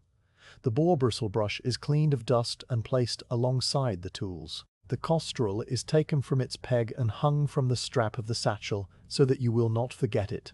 You take one last look around the platform to make sure that nothing has been left behind and that the leather cover is secure over the stone. And then you turn toward the ladder and place your hand on the first rung of the descent. The climb down is the reverse of the morning climb, but it feels different because your body is tired in a pleasant way and your mind is already turning toward the warmth of the hearth and the bowl of pottage that waits for you at home. You feel each rung with the toe of your boot before you commit your weight, and you grip the side rails with both hands, and you move slowly and carefully because a fall from this height would be fatal, and you have no desire to test the mercy of the stone pavement far below. The fog closes around you as you descend, and the sounds of the town begin to reach your ears more clearly with each step downward. You hear a door closing somewhere in the close, and the distant voice of a woman calling to a child, and the barking of a dog in one of the yards near the river. These sounds are the sounds of the world you are returning to, and they are familiar and comforting in their ordinariness. Your feet touch the solid ground of the cathedral close, and you release your grip on the ladder, and you stand for a moment feeling the difference between the solid, unmoving earth and the slight give of the scaffold platform high above. The ground is cold and hard, and the cobblestones are damp with the fog, and there is a puddle of water in a low spot near the base of the wall that reflects the grey sky. You adjust the strap of the satchel on your shoulder, and you begin the walk home through the quiet streets of Chartres, while above you the gargoyle waits under its leather cover for the return of morning and a slow continuation of the work. The wing of the gargoyle folds along the creature's back in a manner that you have carved many times before on other blocks of limestone that now look out over the plain from their perches on the north tower. There is a pattern to this work that has been established by the master masons who came before you and who set the templates for all the exterior carving of the cathedral. The pattern consists of overlapping rows of feathers or scales that begin at the shoulder where the wing joins the body and extend outward and upward toward the tip, where the wing curls into a tight spiral that will catch the light and cast a distinctive shadow against the stone of the parapet. You are not inventing a new form or expressing a personal vision of what a gargoyle's wing should look like, because that is not the way of the workshop, and it is not what the chapter has commissioned you to do. Your task is to reproduce the established pattern with care and consistency, so that this gargoyle will match the others already in place and will contribute to the unified appearance of the upper elevations of the cathedral.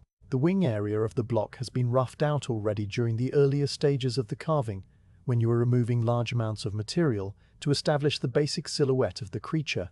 The stone on either side of the neck has been cut back to create a shoulder and a flank, and from this shoulder, the wing rises as a raised form that is still flat and featureless on its outer surface. Your work today is to transform this flat surface into the overlapping pattern of feathers that will give the wing its texture and its visual weight. The pattern is a series of arched forms that overlap one another like the scales of a fish or the shingles on a roof, and each arch is defined by a shallow groove that separates it from the arches beside it and below it.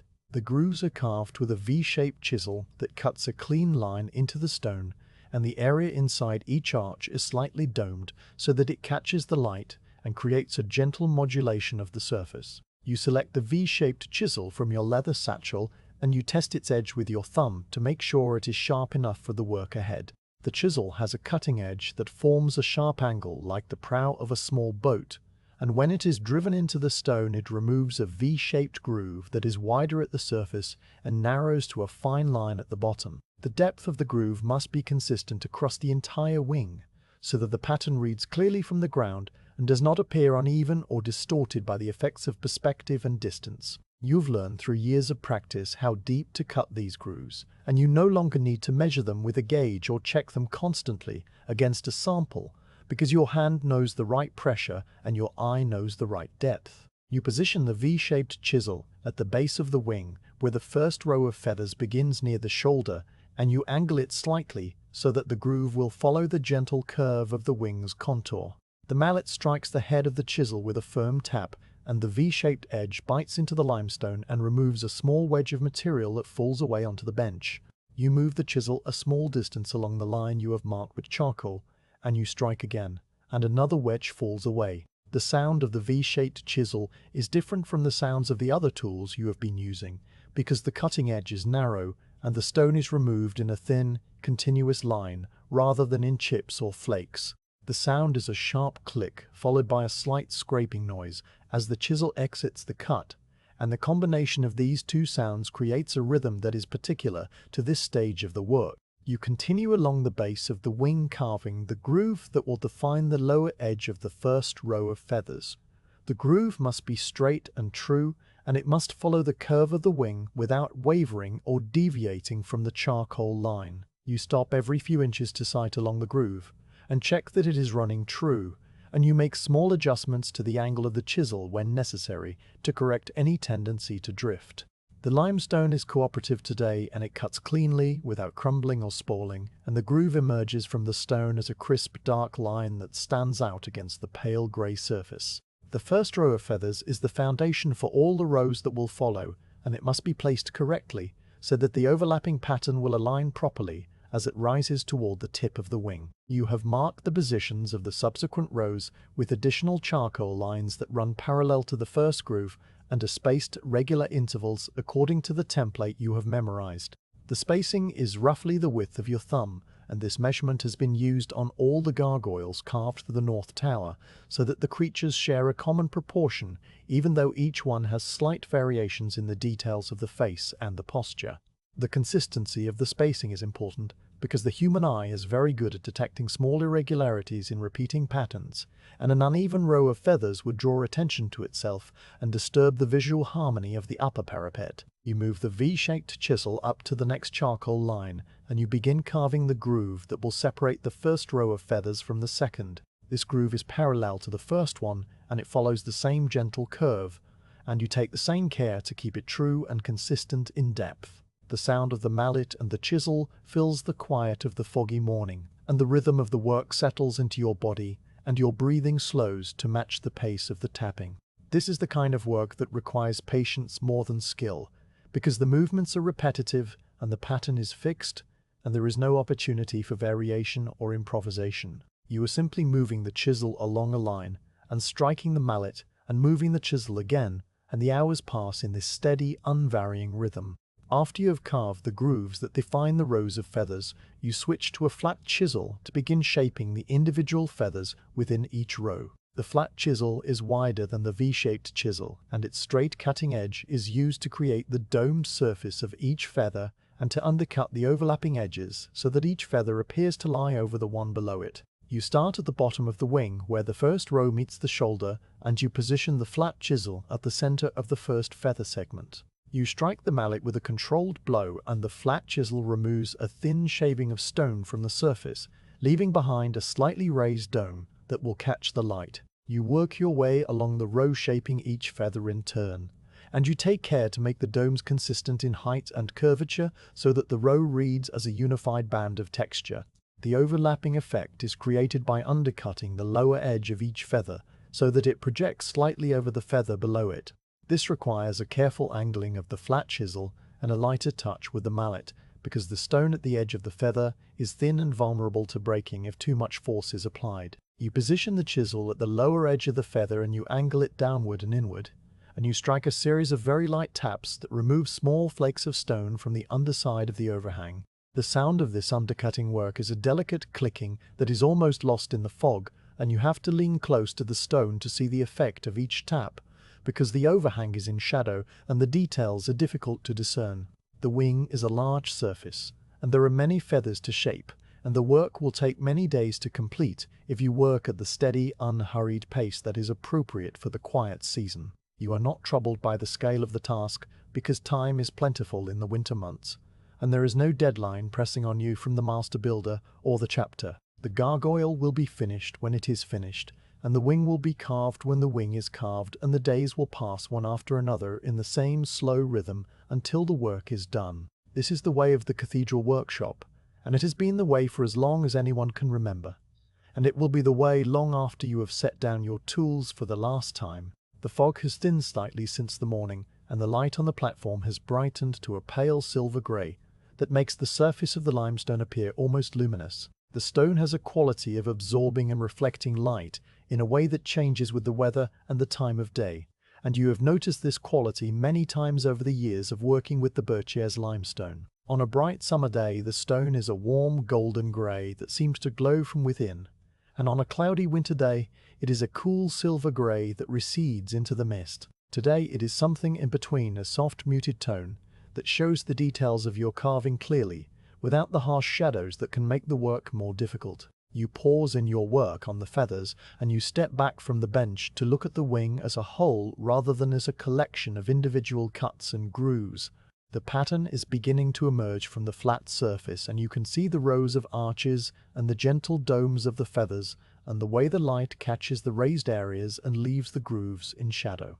The effect from a distance is of a textured surface that has depth and substance, and that will read clearly even from the ground far below. You are satisfied with the progress, but you also see the areas that need more work, and the feathers that are not yet consistent with their neighbours, and the slight irregularities that will need to be corrected before the wing is finished. This is the way of all carving, and you have learned to see both the work that has been done and the work that remains without attaching any particular emotion to either. You return to the bench, and you take up the V-shaped chisel again, because there are more grooves to carve on the upper part of the wing, where the feathers become smaller and more tightly packed as they approach the spiral tip. The pattern changes slightly in this area because the wing is narrower and the feathers must be scaled down to fit the available space. You have marked the new grooves with charcoal lines that curve more sharply than the lines on the lower wing, and you follow these lines with the V-shaped chisel, taking care to maintain the same depth and the same crisp edge. The smaller feathers require a lighter touch with the mallet and the more delicate handling of the chisel, because the stone is thinner and more fragile in this area. You work slowly and you pause frequently to check the depth of the grooves and to brush away the dust that accumulates in the narrow channels. The spiral at the tip of the wing is a distinctive feature of the Chartres gargoyles, and it requires a different set of tools and a different approach than the regular feather pattern.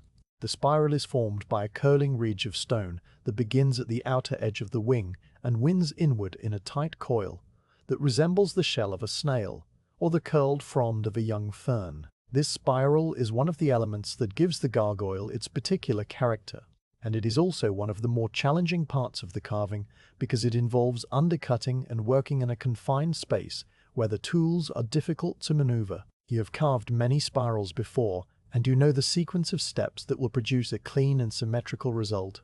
The first step in carving the spiral is to define the outer edge of the curl with a deep groove that separates the spiral from the surrounding stone. You use the V-shaped chisel for this, and you work your way around the curve following a charcoal line that you have drawn with the aid of a small wooden template.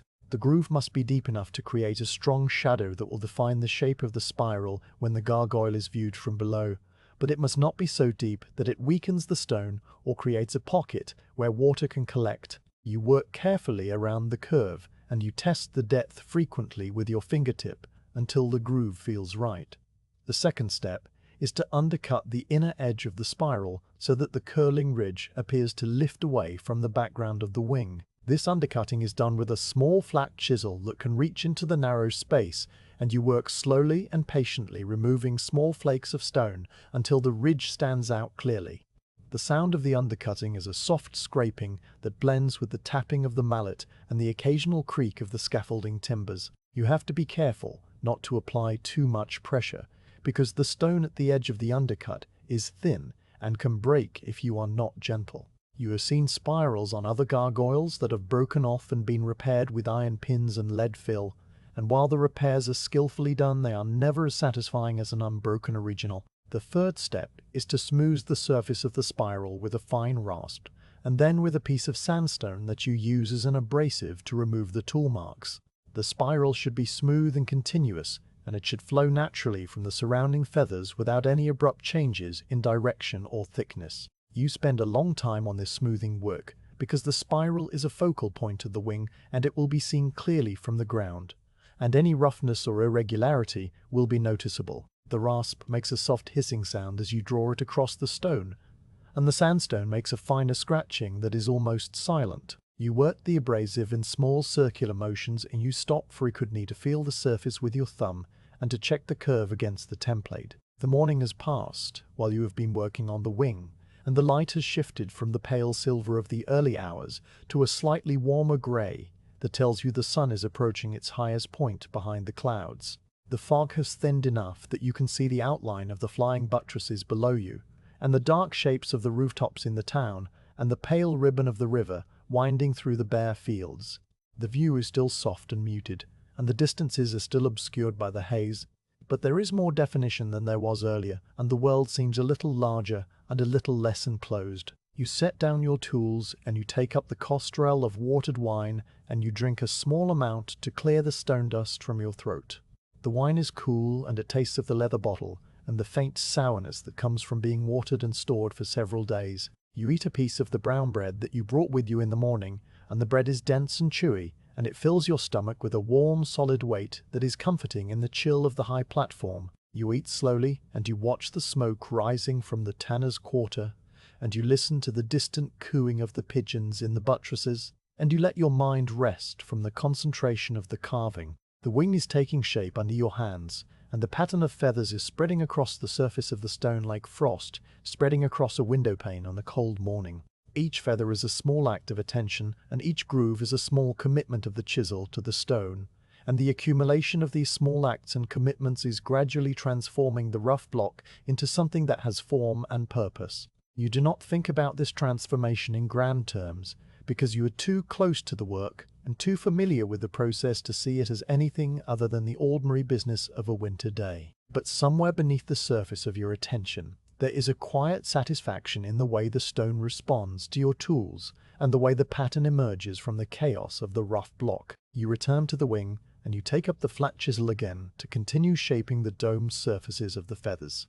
The work is repetitive, and the movements are the same as they were an hour ago and the same as they were an hour from now. You position the chisel and strike the mallet, and a thin shaving of stone falls away, and you move the chisel and strike again. The rhythm of the work is steady and unvarying, and it fills the hours of the afternoon with a quiet, purposeful sound that is the only music this high place knows. The light begins to fade again in the slow, imperceptible way of winter afternoons, and the details of the wing become harder to distinguish. The grooves merge into the general grey of the stone, and the domed surfaces lose their definition, and the spiral at the tip of the wing becomes a dark curl against a darker background. You know that it is time to stop for the day, and you set down your tools, and you brush the stone dust from the surface of the wing, and you take up the leather cover. You drape the cover over the gargoyle, and you tuck the edges under the chin and around the wings, and you make sure that the stone is protected from the damp of the night. The cover is heavy and stiff, and it smells of tallow and stone dust, and the long quiet hours of the workshop. You gather your tools and wrap them in the oiled cloth and place them in the leather satchel. You take one last look at the covered stone and the darkening fog and the empty platform, and then you turn toward the ladder and begin the slow descent. The rungs are cold under your hands, and the fog closes around you, and the sounds of the town rise up to meet you as you leave the high silence behind. The wing is not finished, but it is further along than it was this morning, and tomorrow you will climb the ladder again and fold back the cover and continue the slow, patient work of transforming the flat stone into a pattern of feathers that will catch the light and cast shadows and carry the eye upward toward the spiral tip and the grey sky beyond. The morning has passed in the steady rhythm of the mallet and the chisel and the slow transformation of the flat stone into the overlapping pattern of feathers that will cover the wing. You become aware that the work has reached a natural stopping point, not because the carving is complete, but because your body has begun to send you signals that it requires something other than the grip of the tool handle and the weight of the mallet. A small emptiness has formed in your stomach, and your mouth is dry from breathing the cool, damp air of the high platform, and there is a slight heaviness in your shoulders that comes from holding the same posture for many hours without change. You set down the flat chisel on the oiled cloth, and you place the mallet beside it, and you straighten your back, slowly feeling the muscles along your spine stretch and adjust to the new position. Your hands are covered with a fine layer of white stone dust that has settled into the creases of your knuckles and under your fingernails and in the lines of your palms where the skin folds when you grip a tool. You clap your hands together once, and a small cloud of dust rises from them and drifts away into the grey air of the platform. The leather satchel that holds your midday meal rests against the upright post of the scaffolding where you hung it this morning when you first arrived. You walk over to the post and you lift the satchel from its peg, and you carry it back to the bench where the covered gargoyle waits under its leather shroud. You do not remove the cover from the stone because the meal is a separate part of the day, with its own rituals and its own pace, and the work will wait patiently until you are ready to return to it. You sit down on the three-legged stool, and you place the satchel on your knees, and you loosen the leather thong that holds it closed. The thong is stiff from the cold, and it takes a moment to work the knot free, but you are not in a hurry, and the small effort is part of the transition from working time to eating time. Inside the satchel, there is a square of coarse linen cloth wrapped around the food that you prepared in the early morning darkness before you left your small stone house near the cathedral close. You lift the cloth bundle out of the satchel and you place it on your lap, and you unfold the corners one by one with the same deliberate care that you use when you fold back the leather cover from the gargoyle each morning. The linen is undyed and has been washed many times, and it is soft and slightly frayed at the edges where the threads have worked loose over months of use. The cloth holds the shape of the food inside it, and when you open it fully you reveal a piece of dark rye bread and a chunk of hard cheese and a small handful of dried apples that have been cut into thin rings and left to shrivel on a rack above the hearth until they are leathery and sweet. The bread is a dense, heavy loaf made from rye flour mixed with a little barley and baked in the communal oven of your neighborhood 2 days ago. The crust is thick and dark brown, and it has a hard crackled surface that catches the light in a way that reminds you of the rough texture of the limestone before you smooth it with the rasp. You break off a piece of the bread, and the crust resists for a moment and then gives way with a sharp cracking sound that is surprisingly loud in the quiet of the foggy platform. The inside of the bread is a darker grey-brown than the crust, and it is dense and close-textured with small holes scattered through it where the leavening created pockets of air during the baking. The bread has the sour, faintly nutty smell of fermented rye, and it is still slightly moist inside, even though it is 2 days old, because the dense crumb holds moisture longer than the airy white loaves that are baked for the tables of the canons and the bishop. You take a bite of the bread and you chew it slowly, feeling the texture change as your teeth break down the dense crumb and your saliva softens the dry edges. The taste is sour and earthy, and there is a hint of the wood ash that dusted the floor of the oven where the loaf was baked. You do not think about the taste in any analytical way, because it is simply the taste of bread. And you've eaten this same bread nearly every day of your adult life. It is familiar and sustaining, and it fills the emptiness in your stomach with a warm, solid weight that spreads outward from your center and eases the small discomfort that had been growing there. You take another bite and you chew it with the same slow rhythm that you use when you are carving the feathers on the wing, a steady, unhurried pace that matches the quiet of the day. The cheese is a hard, pale yellow chunk that has been cut from a larger wheel that you bought from the cheesemonger in the market several weeks ago. The cheese is made from the milk of cows that graze on the rich pastures of the Beauce, and it has been pressed and aged until it is firm and crumbly, and it has a sharp, salty flavor that lingers on the tongue. You pick up the chunk of cheese and you turn it over in your hand, and you notice that the edges have become slightly translucent where the pressure of the linen cloth has worked the fat to the surface. You break off a small piece and the cheese crumbles into several fragments that fall onto the linen cloth, and you gather them up with your fingers and place them in your mouth. The cheese is hard, and it takes a moment for your teeth to break it down, and as you chew, the saltiness spreads across your tongue and mixes with the sour taste of the bread that you ate a moment before. You eat the bread and the cheese together now, alternating bites and letting the flavors combine in your mouth. The bread is dry and the cheese is dry, and together they create a pleasant, rough texture that requires thorough chewing, and this chewing occupies your attention in a way that is restful after the hours of focused concentration on the stone.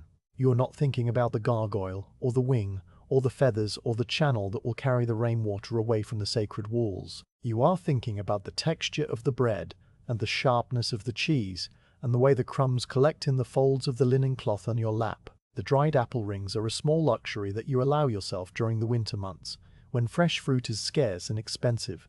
The apples were harvested in the autumn from a tree that grows in the garden behind your house, and you sliced them thin and laid them on a wooden rack near the hearth where the warmth of the fire drew out the moisture over several days. The rings have shrunk to perhaps a third of their original size, and they have turned a deep golden brown color, and their surface is wrinkled and slightly sticky to the touch. You pick up one of the rings and you bite into it, and the texture is chewy and leathery, and the flavor is concentrated and sweet with a faint tartness that reminds you of the fresh apple it once was. The ring takes a long time to chew, and you work it slowly from one side of your mouth to the other, feeling the fibers of the apple soften and release their sweetness. You eat 3 of the rings, and then you fold the remaining rings back into the linen cloth to save for another day. The fog has not lifted, and the platform is still wrapped in a soft grey silence that seems to press in from all sides. You can hear the distant sound of the town below, but the sounds are muffled and indistinct, like voices heard through a thick stone wall. A cart passes somewhere on the Rue des Changes, and you hear the faint rumble of its wheels on the cobblestones. But you cannot see it, and the sound fades quickly into the general quiet. The pigeons in the buttresses are silent now, and you imagine that they have tucked their heads under their wings and settled into the same patient stillness that you feel in your own body as you sit on the stool and chew the last of the bread and cheese. You notice a small spider building a web between the upright post of the scaffolding and the rough block of the parapet stone that forms the edge of the platform. The spider is very small, and its body is a dark brown speck against the grey of the wood and the stone. You watch the spider as you eat, and you observe how it moves from one anchor point to another with a methodical purpose that is not unlike your own movements when you are working on the wing. The spider spins a strand of silk and attaches it to the wood, and then it moves across the open space to the stone and attaches the other end, and then it returns along the same strand, adding a second line to strengthen the first.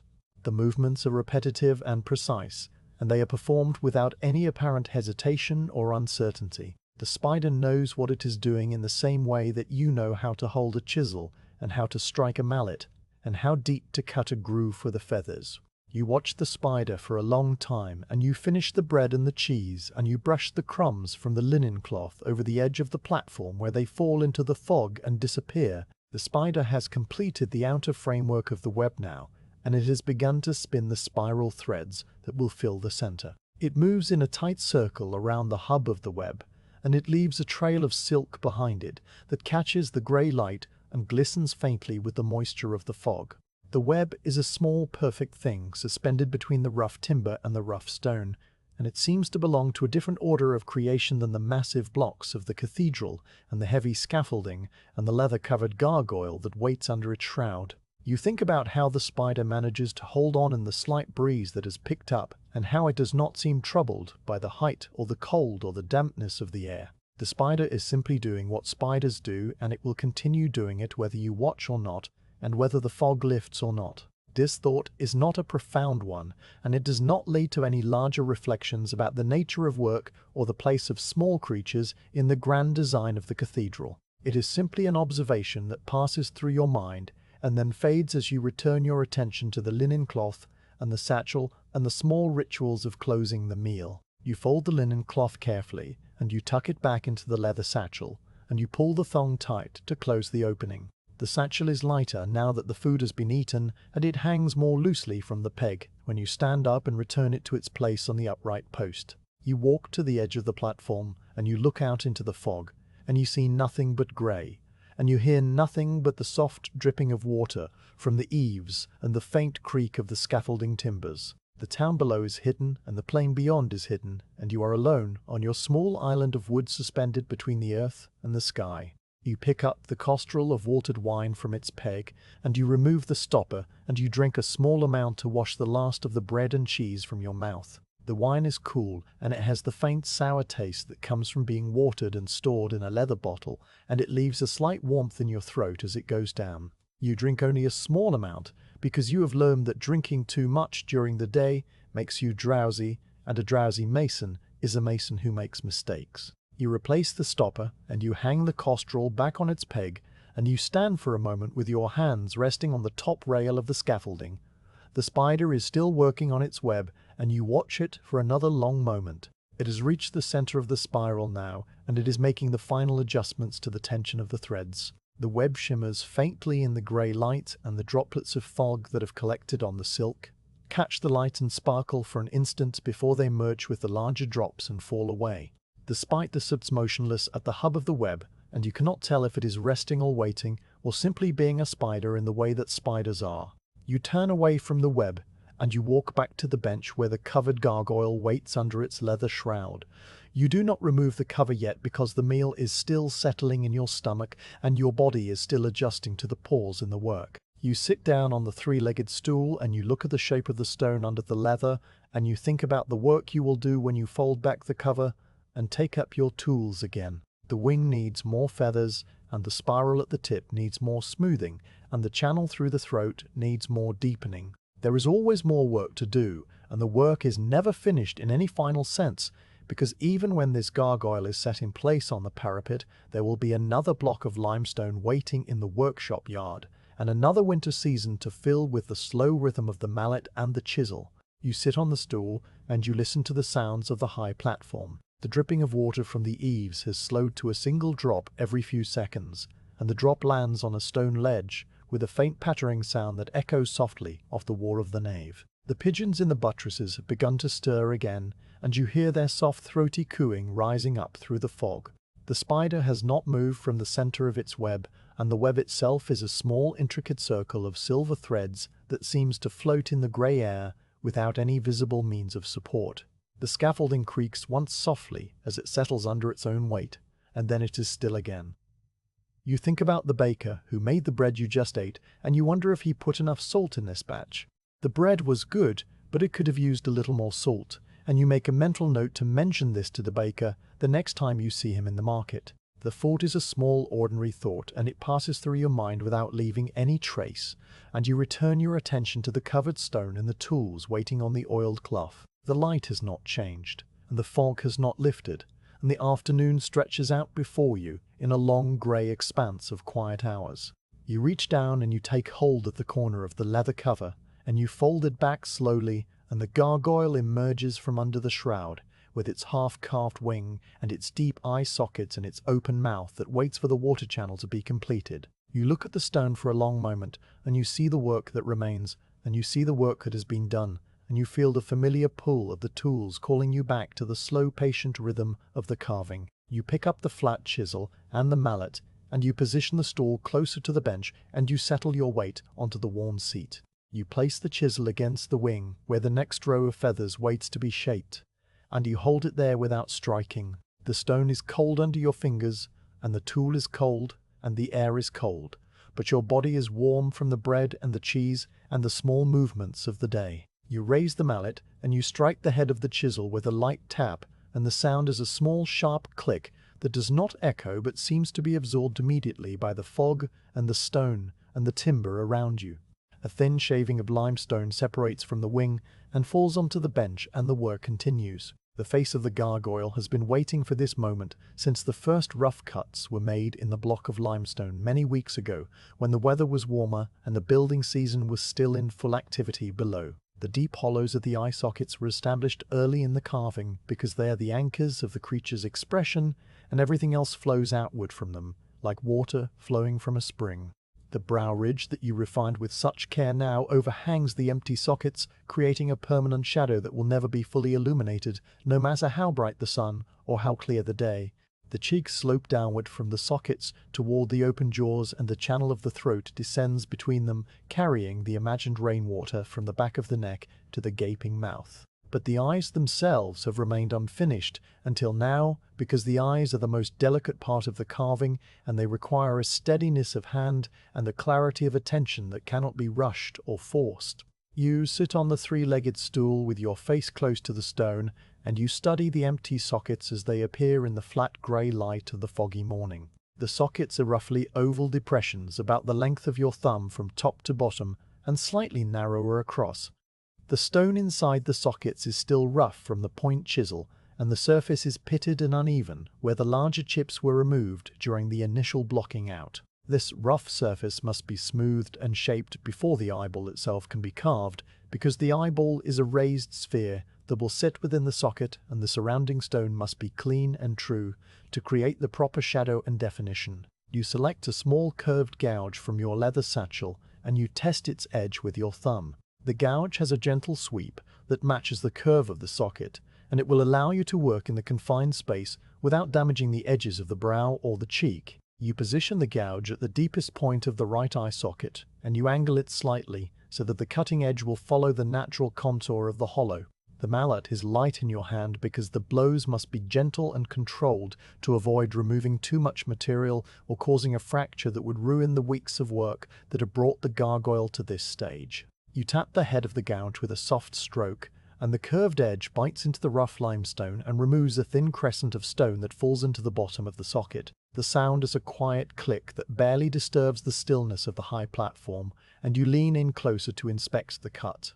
The surface is smoother now, but there are still irregularities that need to be addressed, and you reposition the gouge and tap again. The work of smoothing the socket continues for a long time, and the only measure of progress is the gradual transformation of the rough pitted surface into a smooth concave bowl that will cradle the eyeball. You work your way around the entire circumference of the socket, moving the gouge in small increments and taking off the thinnest possible layers of stone with each stroke. The dust that accumulates in the bottom of the socket must be brushed out frequently because it obscures the surface and makes it difficult to see what you are doing.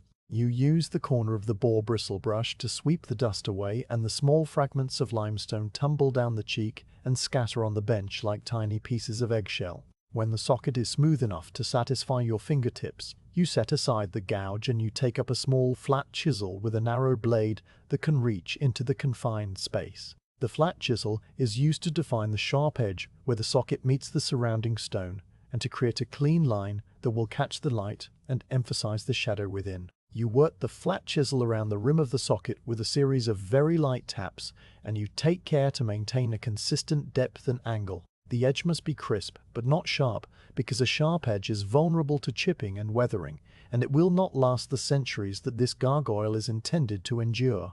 A slightly rounded edge is more durable, and it will soften over time into a gentle transition that looks natural and unforced.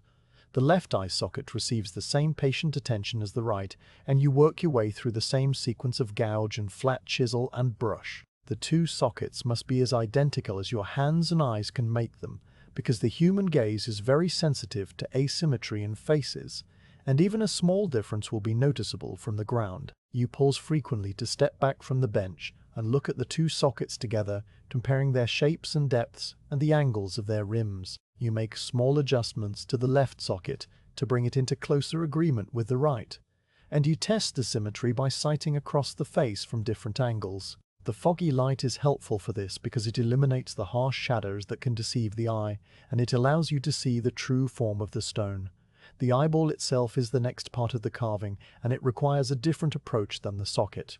The eyeball is a raised sphere that sits within the hollow, and it must project outward far enough to catch the light, but not so far that it appears to bulge unnaturally. You have seen gargoyles on other buildings where the eyes were carved, too large or too prominent, and the effect is comical rather than solemn, and it undermines the dignity of the creature. The Chartres gargoyles have eyes that are restrained and watchful, and they seem to look out over the plain with a calm and ancient awareness that is appropriate to their function as guardians of the sacred walls. You select a small pointed chisel to begin roughing out the basic sphere of the right eyeball. The pointed chisel is used to remove the stone around the area where the eyeball will be raised, leaving a central mound that will become the eye. You work carefully around the perimeter of the intended eyeball, tapping the pointed chisel with light strokes and removing small chips of stone. The sound is a delicate ticking that blends with the distant cooing of the pigeons and the soft drip of water from the eaves. You work your way around the eyeball several times, gradually deepening the groove that separates it from the surrounding socket, and slowly the sphere begins to emerge from the stone. The sphere must be perfectly round when viewed from the front, and it must have a smooth, continuous surface without flat spots or irregularities. You switch from the pointed chisel to a small, flat chisel, and you begin to refine the shape, taking off thin shavings of stone and checking the curvature frequently with your fingertips. The sense of touch is essential for this work, because your eyes cannot easily see the subtle variations in the surface of a small sphere, especially in the flat grey light of the foggy day. You close your eyes for a moment, and you run your thumb over the surface of the eyeball, feeling the gentle curve and the slight irregularities that remain. You open your eyes and you address those irregularities with the flat chisel, and then you close your eyes again to check the result. The pupil of the eye is a small depression carved into the center of the sphere, and it is this depression that gives the gargoyle its direction of gaze. The pupil must be placed carefully because it determines where the creature appears to be looking, and this direction should be outward, toward the horizon of the plain, rather than down at the street or up at the sky. You have marked the center of the eyeball with a tiny dot of charcoal, and you position a very small pointed punch on this dot. The punch is a tool with a fine tapered point that is used for making small holes and indentations, and you hold it steady with your left hand while you strike it with a light tap of the mallet. The punch sinks into the limestone and creates a small conical depression that will become the pupil. The depression is deepened with a series of light taps, and you rotate the punch slightly between strikes to ensure that the hole is round and not elongated in one direction. The pupil must be deep enough to hold a permanent shadow that will read as a dark spot from the ground, but it must not be so deep that it weakens the eyeball or creates a pocket where water can collect. You work slowly, and you pause frequently to sight across the face and check that the pupil is centered and that the gaze is directed outward toward the plain. The plain of the Beauce stretches away from Chartres in all directions, and from this height on the North Tower you can see it spread out below you like a great map drawn on parchment. The plain is one of the flattest and most fertile regions in this part of the world, and it has been farmed for so many centuries that the original forest has long since disappeared, leaving only the occasional stand of trees along a watercourse or clustered around a village. The fields are bare now in the late autumn, and they stretch away to the horizon in a patchwork of brown and grey and pale ochre, where the stubble of the harvested wheat still stands in neat rows. The pattern of the fields is a record of generations of labour, and the boundaries between one holding and another are marked by low stone walls or hedgerows of hawthorn and blackthorn that are bare of leaves and appear as dark lines drawn across the lighter earth. The road that leads from Chartres toward Paris runs across the plain in a straight line for many miles, and it is visible from your platform as a pale ribbon that cuts through the fields and disappears into the haze of the distance. The road was built by the Romans many centuries ago, and it has been maintained by the kings and the counts and the bishops who have ruled this land in the long succession of years that separates the ancient world from your own. The road is empty now except for a single small figure that might be a traveller on foot, or a farmer walking out to check his fields. The figure moves slowly, and you watch it for a moment before it merges with the grey of the distance and becomes indistinguishable from the earth and the sky. The villages of the plain are visible as small clusters of grey roofs and darker trees, and each village has its own church with a tower or a spire that rises above the surrounding houses. The churches are built of the same limestone that you are carving, and they share the same soft grey colour that seems to absorb the light of the overcast sky. You can see the church of St. Prest several miles to the north, and the church of Leaves a little closer, and the church of Champol off to the east near the river. Each church is the centre of its own small world of fields and houses and families, and each one sends up a thin column of smoke from the chimneys of the village houses that merges with the general haze of the winter sky. The gargoyle will watch over this plain for as long as the stone endures, and it will see the slow passage of the seasons and the years and the centuries. It will see the snow cover the fields in January, and it will see the green shoots of the winter wheat appear in February, and it will see the full growth of summer when the wheat stands tall and golden and ripples in the wind like the surface of a great lake. It will see the harvest when the fields are cut and the grain is gathered into sheaves and carted away to the barns and the granaries. It will see the autumn ploughing when the earth is turned over to rest for the winter, and it will see the first frost of November whiten the stubble in the morning light. The gargoyle will see all of this, and it will remain unchanged itself because stone does not grow or decay or alter with the passage of time in the way that living things do. You return your attention from the distant view to the stone before you, and you continue the delicate work of carving the left eyeball to match the right. The process is the same as before, and you move through the familiar sequence of pointed chisel and flat chisel, and punch with the same patient attention that you gave to the right eye. The left eyeball emerges from the socket, and the pupil is placed and deepened, and you step back to compare the two eyes together. They are not perfectly identical, because your hands are not machines, and the stone is not uniform, and there will always be small variations that distinguish one side from the other. But the variations are small enough that they will not be noticed from the ground, and they give the face a subtle asymmetry that makes it seem more alive than a perfectly symmetrical carving would be. The eyelids are the final element of the eyes, and they are carved as thin ridges of stone that curve around the upper and lower edges of the eyeball. The upper eyelid overlaps the lower eyelid at the outer corner of the eye, and this overlapping creates a small shadow that adds to the expression of solemn watchfulness.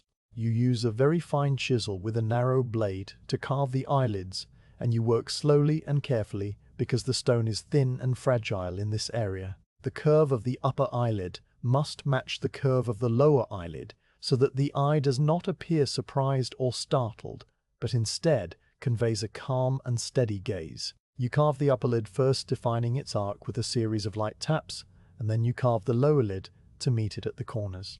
The eyelids frame the eyeball and the pupil, and they complete the eye in the same way that a setting completes a jewel. The eyes of the gargoyle now look out over the plain, with the same calm attention that you felt when you stood at the edge of the platform and watched the smoke rise from the tanner's quarter and the cart move along the Rue des Chartres. The creature sees what you see, but it will continue to see it long after you have climbed down the ladder for the last time and your tools have been passed to another mason and your bones have returned to the earth. This thought does not trouble you, because you have never expected to be remembered or to leave any mark upon the world beyond the stone that you shape with your hands.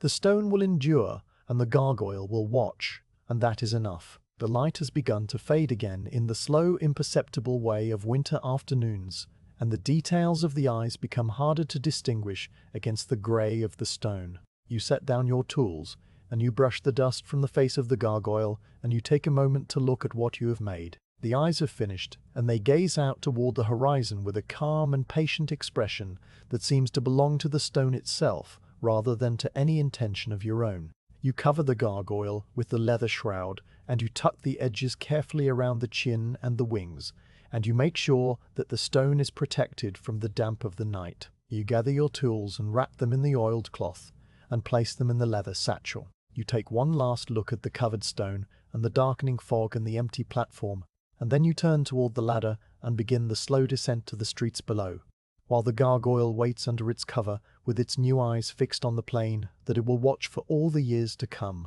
The quality of the light on the high platform begins to change in a way that is almost too subtle to notice unless you have spent many hours working at this height through all the seasons of the year.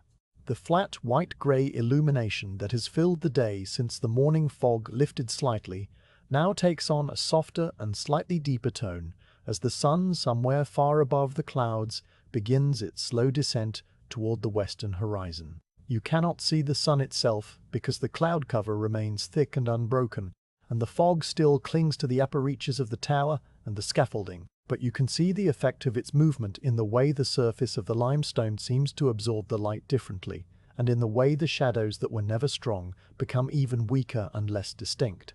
The stone that was a pale silver grey in the middle hours of the day is now a warmer and more muted grey with a faint suggestion of blue in the deepest hollows and undercuts. This change in the light is the signal that the part of the working day devoted to fine detail and precise cutting is drawing toward its close, because your eyes can no longer reliably distinguish the shallow pencil lines and the subtle variations in the surface that guide the placement of the chisel. You set down the fine comb chisel that you have been using to refine the edges of the eyelids, and you place it carefully on the oiled cloth beside the other tools.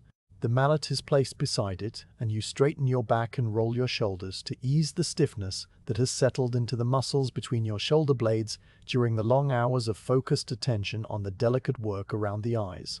The stool is hard and your legs are slightly numb from sitting in the same position, but these discomforts are familiar and they do not trouble you because they are simply part of the physical record of the work you have done. You stand up and you walk to the edge of the platform, and you look out over the town of Chartres, which is now visible through the thinning fog as a pattern of dark roofs and pale streets and the winding grey ribbon of the river Eure. The town is quieter now than it was in the morning and the middle of the day.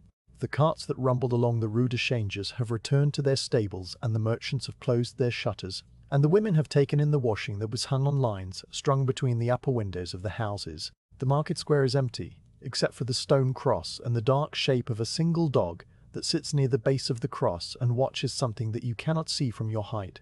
The smoke that rises from the chimneys of the tanner's quarter is thicker and darker now, as the fires are stoked for the evening, and the smell of it drifts up to your platform in a diluted form that mixes with the clean, cold scent of the limestone and the damp wool of your tunic. The smell is sharp and organic, and it speaks of the hard work being done in the workshops along the riverbank, and it is a smell that you associate with the end of the working day and the approach of evening. You turn away from the view, and you walk back to the bench where the gargoyle waits with its new eyes and its half-finished wings and its open mouth that still requires more work on the channel and the teeth. The light is now too poor to do any cutting that requires precision, and so you will spend the remaining hour of daylight on a different kind of work that is equally necessary but requires less visual acuity. You will smooth the surfaces of the carving that have been roughened by the point chisel and the tooth chisel during the earlier stages of shaping, and you will use a flat rasp for this task. The rasp is a tool made of a bar of soft iron that has been cut with rows of small teeth and then hardened by heating and quenching so that it will abride the surface of the stone. The rasp removes material not in chips or flakes, but in a fine powder that accumulates on the tool and on the stone and on your hands and clothing. You take the rasp from the leather satchel and you run your thumb along its toothed surface, feeling the slight bite of the hardened teeth against your calloused skin. The rasp is about the length of your forearm, and it has a wooden handle at one end that fits comfortably into your palm. The other end is blunt, and it tapers slightly, and the teeth are arranged in diagonal rows that cross each other to create a pattern of small, sharp points. The rasp is a tool for shaping and smoothing, and it leaves behind a surface that is uniform and slightly granular, with a soft matte finish that will weather beautifully over the years. You position yourself on the stool, and you place the rasp against the cheek of the gargoyle, where the rough marks of the point chisel are still visible as a series of shallow furrows and ridges.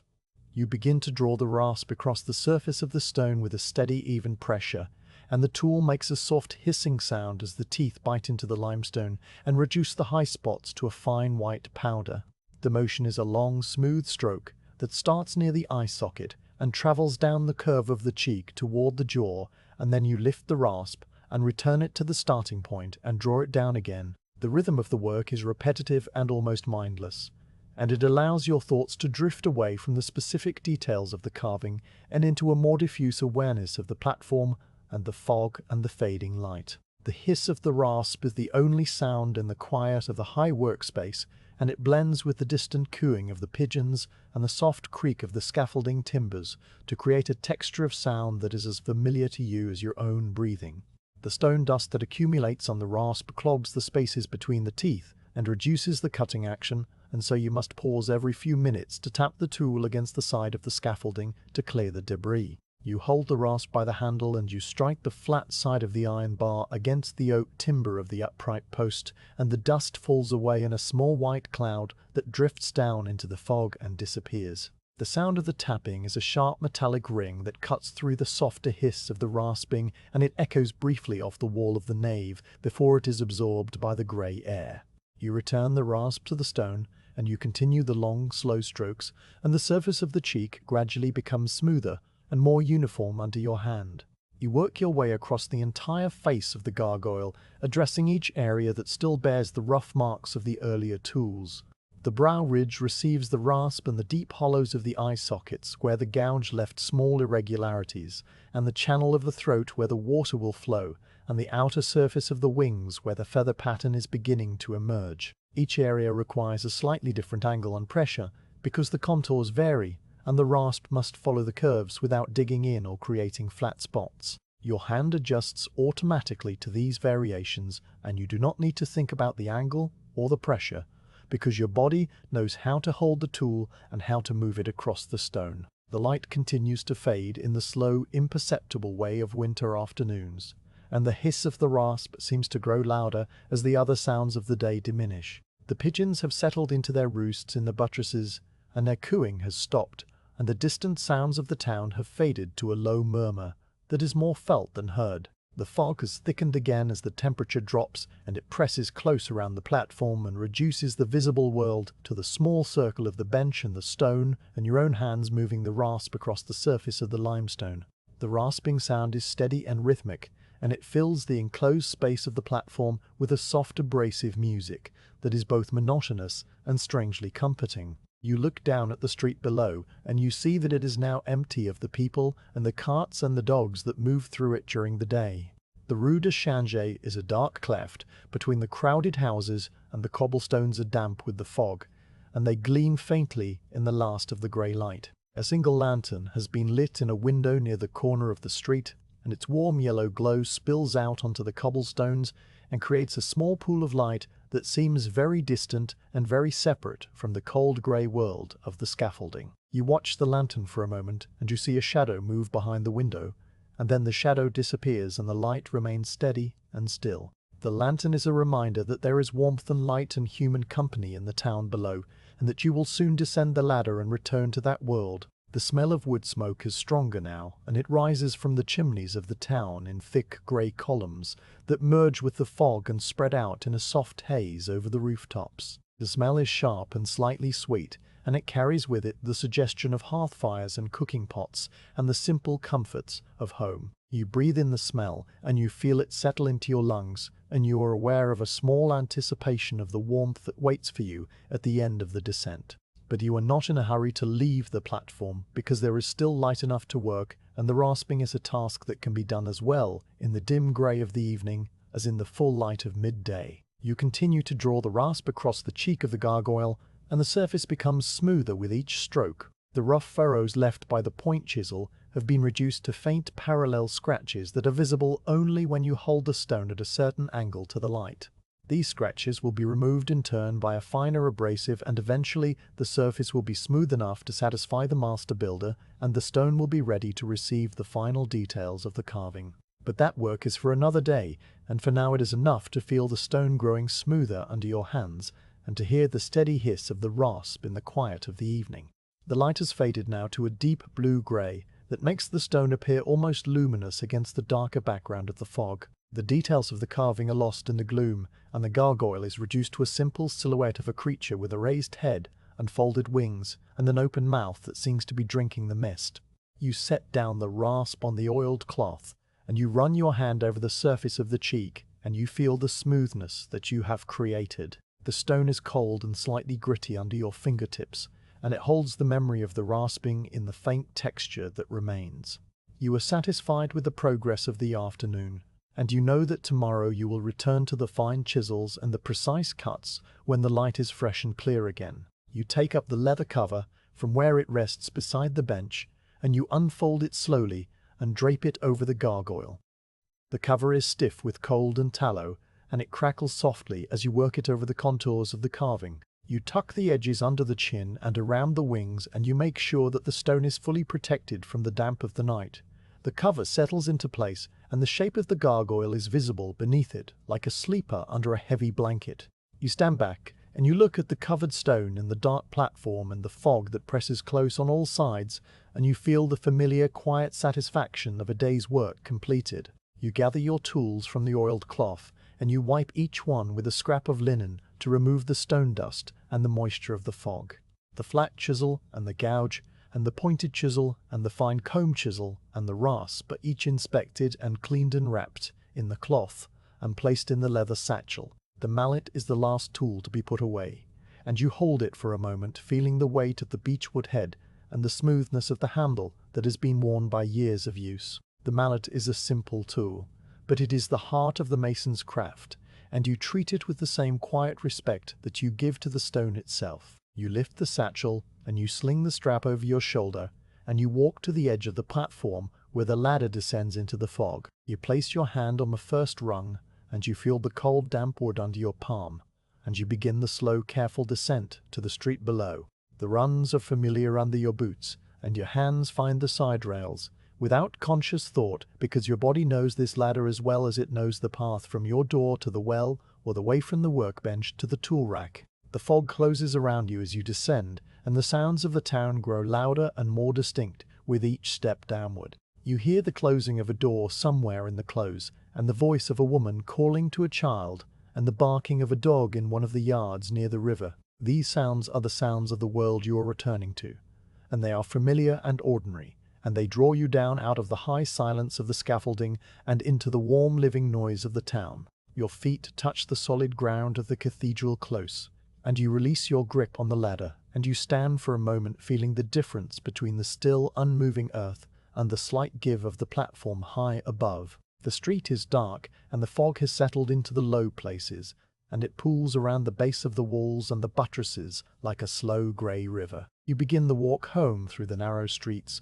and the cobblestones are slick with damp under your boots, and the smell of wood smoke is everywhere now, rising from every chimney and filling the air with its sharp, sweet scent. You pass by the closed doors of the other workshops, and you see a light burning in the window of the glazier's shop, where the master is still working on a panel of coloured glass for one of the windows of the choir. You do not stop or call out because there is no need for words, and the silence of the evening is a comfortable silence that does not require filling. You reach the door of your small stone house, and you lift the latch and step inside, and the warmth of the hearth fire wraps around you like a blanket. You hang your damp wool tunic on the peg near the door, and you sit on the low bench to remove your boots. The fire crackles softly in the hearth, and the flames cast dancing shadows on the stone walls, and the smell of pottage cooking in the iron pot fills the small room. You sit for a moment with your boots in your hands, and you look at the white traces of limestone dust still embedded in the lines of your knuckles and under your nails. The dust is a remnant of the day's quiet labour, and it will not wash out completely until tomorrow's first light, when you climb the ladder again and fold back the leather cover and resume the slow shaping of the gargoyle that waits on the high platform in the fog and the silence of the winter night. The light has faded now to a deep blue-grey that makes the stone appear almost luminous against the darker background of the fog, and the details of the carving are lost in the gloom, so that the gargoyle is reduced to a simple silhouette of a creature with a raised head and folded wings and an open mouth that seems to be drinking the mist. You know that it is time to stop for the day, not because a bell has rung or because someone has called up to you from the close below, but because your eyes can no longer reliably distinguish the shallow guidelines that remain on the surface of the stone, and because the rasp in your hand has begun to feel heavier and your strokes have become slower and less even. The working day has reached its natural conclusion, and what remains is the quiet ritual of putting the workshop to rest for the night, so that everything will be ready when you return in the morning. You set down the rasp on the oiled cloth and you straighten your back, slowly feeling the muscles along your spine adjust to the change in position after the long hours of leaning over the bench. Your shoulders have a pleasant ache from the repeated motion of drawing the tool across the stone, and your hands are covered with a fine layer of white dust that has worked its way into every crease and line of your skin. You clap your hands together once, and a small cloud of powder rises from them and drifts away into the grey air of the platform. The dust hangs suspended for a moment in the stillness, and then it settles slowly onto the planks and the bench and the leather cover that waits beside the stone. The gargoyle sits before you in the dim light, with its new eyes gazing out toward the hidden horizon, and its half-finished wings folded along its back, and its open mouth still waiting for the final shaping of the channel and the teeth. The stone is cold now, and it has absorbed the chill of the late afternoon air, and it will grow colder still as the night deepens and the fog thickens over the town. The dampness of the winter air is the enemy of fresh-cut limestone, because moisture can seep into the tiny pores and fissures that the tools have opened, and if the temperature drops below freezing during the night, that moisture will expand and crack the stone from within. This is why every mason who works on the cathedral covers his carving at the end of each day with a piece of heavy leather that has been treated with tallow to repel the water and to hold a small pocket of warmer air against the surface of the stone. You reach down and you take hold of the leather cover that has been resting beside the bench throughout the day, folded neatly upon itself with the treated side facing inward to protect it from the damp. The cover is made from the hide of an ox, and it is thick and stiff, and it has darkened over years of use to a deep brown that is almost black in the fading light. The surface is smooth where the tallow has been worked into the fibers, and it has a faint greasy sheen that catches the last of the grey illumination from the sky. You unfold the cover slowly and you shake it out to its full size, which is large enough to drape over the entire block of limestone and tuck securely around the base. The leather makes a soft, rustling sound as it moves, and the smell of it rises up to meet you, a smell of animal hide and wood smoke and the long, quiet hours of the workshop. You lift the cover and you approach the gargoyle from the front so that you can drape it over the head first and then work your way backward along the body and the wings. The leather settles over the brow ridge and the deep eye sockets, and it covers the new eyes that you carved today, and it hides them from the fog and the night. You smooth the cover down over the face and you feel the contours of the carving through the thick material, the rise of the brow and the hollow of the cheeks and the projection of the open jaws. The cover molds itself to the shape of the stone, and the gargoyle becomes a vague dark form under a heavy blanket like a sleeper who has pulled the covers up over his head against the cold. You work your way around to the side of the bench, and you pull the cover down over the folded wings, and you tuck the edge carefully under the chin where the stone meets the rough base of the block. The fit must be snug, but not tight, because you do not want to put pressure on the delicate areas of the carving, especially the thin edges of the eyelids and the projecting tip of the lower jaw. You've learned through years of practice how to drape the cover so that it protects the stone without touching it in the wrong places, and your hands move through this ritual with the same automatic ease that they bring to the handling of the chisel and the mallet. The back of the gargoyle is the last part to be covered, and you reach around the block and pull the leather down over the neck and the channel that runs through the throat. The channel is deep and narrow, and the cover bridges across it without entering the hollow, and this is as it should be because you do not want the leather to press against the fresh-cut surfaces where the stone is most vulnerable. You tuck the final edge of the cover under the base of the block, and you step back to look at your work. The gargoyle is now a dark, shapeless mound on the bench, and only the rough outline of the block is visible under the heavy leather. The cover will hold a small pocket of air against the stone, and it will shed the moisture of the fog, and it will protect the carving from the frost that may come in the night. The tools are next, and you turn to the oiled cloth where they rest in a neat row waiting to be cleaned and wrapped and put away. You pick up the flat chisel first, and you wipe the blade with a scrap of linen that you keep for this purpose, working the cloth along the cutting edge to remove the fine stone dust that has accumulated there. The iron is cold under your fingers, and it has a faint smell of metal and limestone and the oil that you use to protect it from rust. You inspect the edge for any signs of damage or dulling, and you find none, because the limestone is a soft stone that does not wear the tools quickly, and because you have been careful throughout the day to use the right tool for each task and to avoid striking the chisel against any hidden hard spots in the block. You place the clean chisel in the oiled cloth, and you pick up the gouge, and you repeat the same careful inspection and cleaning. The pointed chisel and the fine comb chisel receive the same attention, and you wipe each one clean, and check the edge, and place it in its proper position on the cloth. The rasp requires a different kind of cleaning, because the teeth are clogged with the fine white powder that the tool produces when it is drawn across the stone. You take a small wire brush from the satchel, and you work it across the surface of the rasp in short, brisk strokes, and the dust falls away in a fine shower that settles on the bench and the planks of the platform. The wire bristles make a soft, scratching sound against the hardened teeth, and the sound is sharp and metallic in the quiet of the evening. When the rasp is clean, you wipe it with the linen cloth, and you place it with the other tools. The mallet is the last tool to be put away, and you hold it for a moment, feeling the weight of the beechwood head and the smoothness of the handle that has been worn by years of use. The head of the mallet is slightly rounded from countless strikes against chisel handles, and there are small dents and marks on its surface that record the history of the work it has done. You wipe the mallet with the linen cloth, although it does not need cleaning in the same way that the cutting tools do, and this wiping is more a gesture of respect than a practical necessity. You place the mallet on the oiled cloth with the other tools, and you begin to fold the cloth around them carefully, tucking the edges in so that the bundle is secure, and nothing can fall out or shift during the descent. The oiled cloth bundle goes into the leather satchel, and you arrange it so that the weight is balanced and the tools will not press against each other in a way that might damage an edge. The satchel is heavy now, with the iron and the wood, and the weight of it is familiar and reassuring as you lift it and sling the strap over your shoulder. You check the platform one last time to make sure that nothing has been left behind. The costrel of watered wine hangs from its peg, and you take it down and shake it gently to feel how much remains. There is enough for the walk home, and you leave it hanging from the strap of the satchel, where it will be easy to reach if you become thirsty on the way. The boar bristle brush is the last item, and you pick it up from the bench where it has been lying in a drift of stone dust.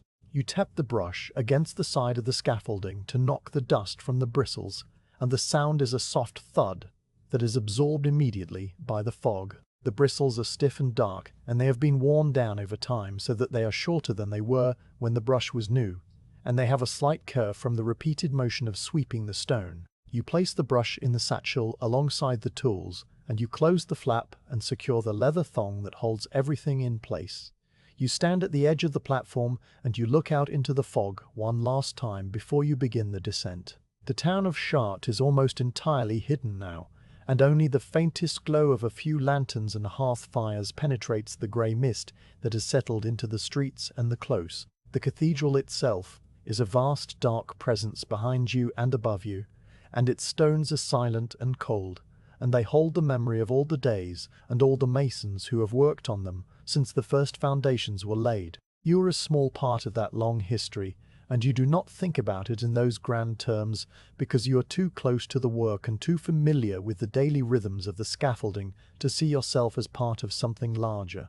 You are simply a mason who has spent the day carving a gargoyle, and who will return tomorrow to continue the slow, patient work of transforming the stone. You turn away from the view, and you walk to the ladder that descends into the fog, and you place your hand on the first rung. The wood is cold and damp and rough under your palm, and you grip it firmly before you step off the solid planks of the platform and onto the first rung of the descent. The transition from the horizontal world of the platform to the vertical world of the ladder is always a small adjustment, and you pause for a moment to let your body find its balance and to feel the weight of the satchel settle against your hip. Then you begin the slow, careful climb down, moving one hand, and then one foot, and then the other hand and the other foot in a steady rhythm that is the reverse of the morning ascent. The rungs of the ladder are spaced evenly, and your body knows the distance between them without conscious thought, so that your feet find each rung securely, and your hands grip the side rails with the right amount of pressure. The fog closes around you as you descend,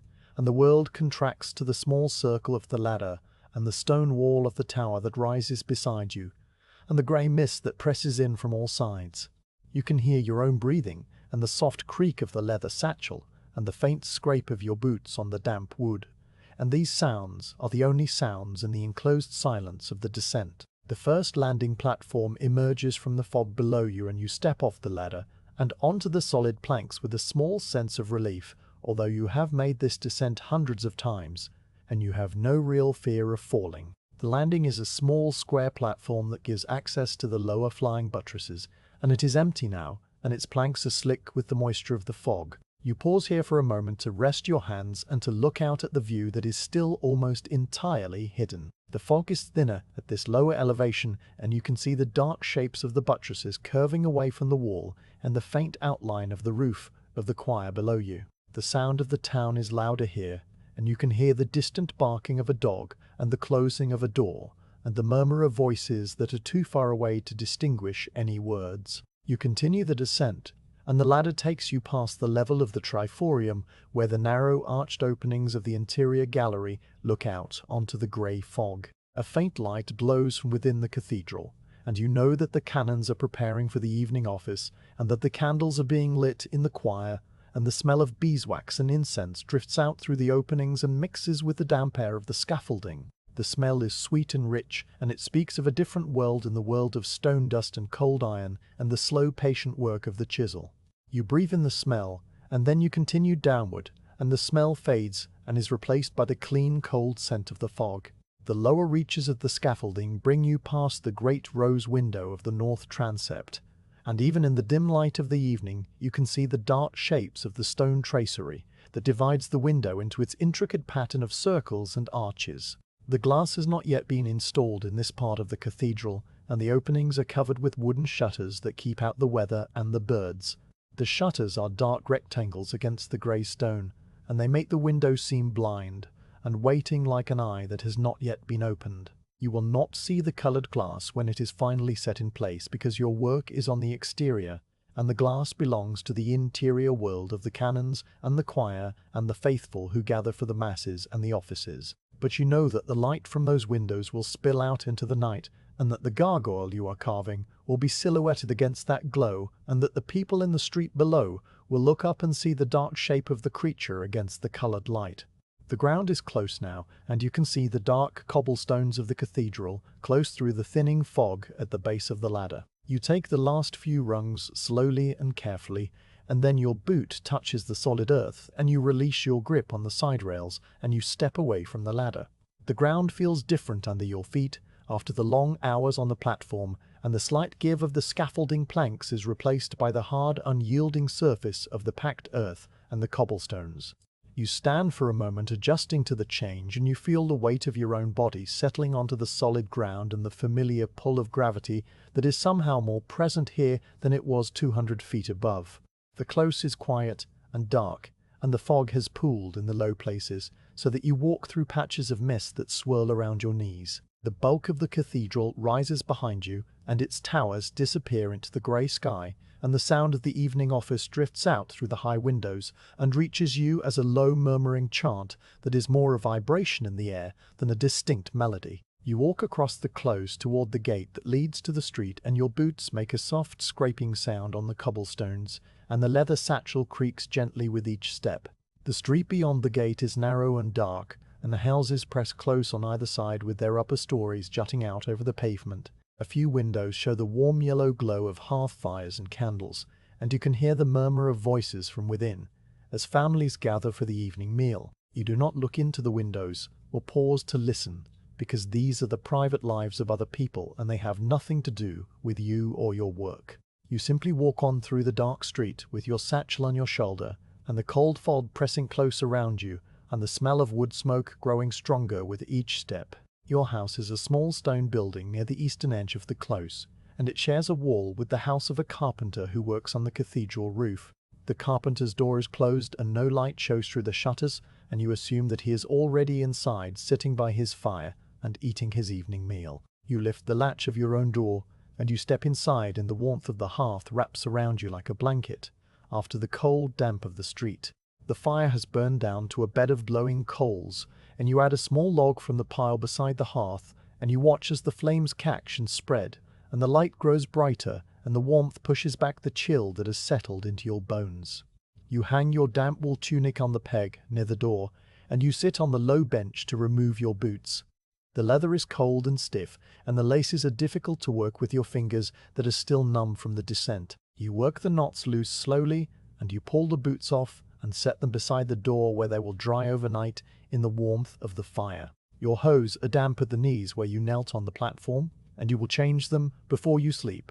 But for now, they are warm enough, and you leave them on while you tend to the fire and prepare the simple meal that will end your day. The pot of pottage has been simmering on the trivet at the edge of the hearth since the morning, and you lift the lid and stir the contents with a wooden spoon. The pottage is a thick mixture of beans and leeks, and a small piece of salt pork that you added for flavor, and it is cooked down to a soft grey-brown mass that steams gently in the cool air of the room. You ladle a portion into a wooden bowl, and you sit on the bench near the fire, and you eat slowly, feeling the warmth of the food spread through your body. The taste is mild and unremarkable, and it is the same taste that you have eaten nearly every evening of your adult life, and it is comforting in its familiarity. When the bowl is empty, you set it aside, and you sit for a long moment, looking into the flames and listening to the soft crackle of the burning wood.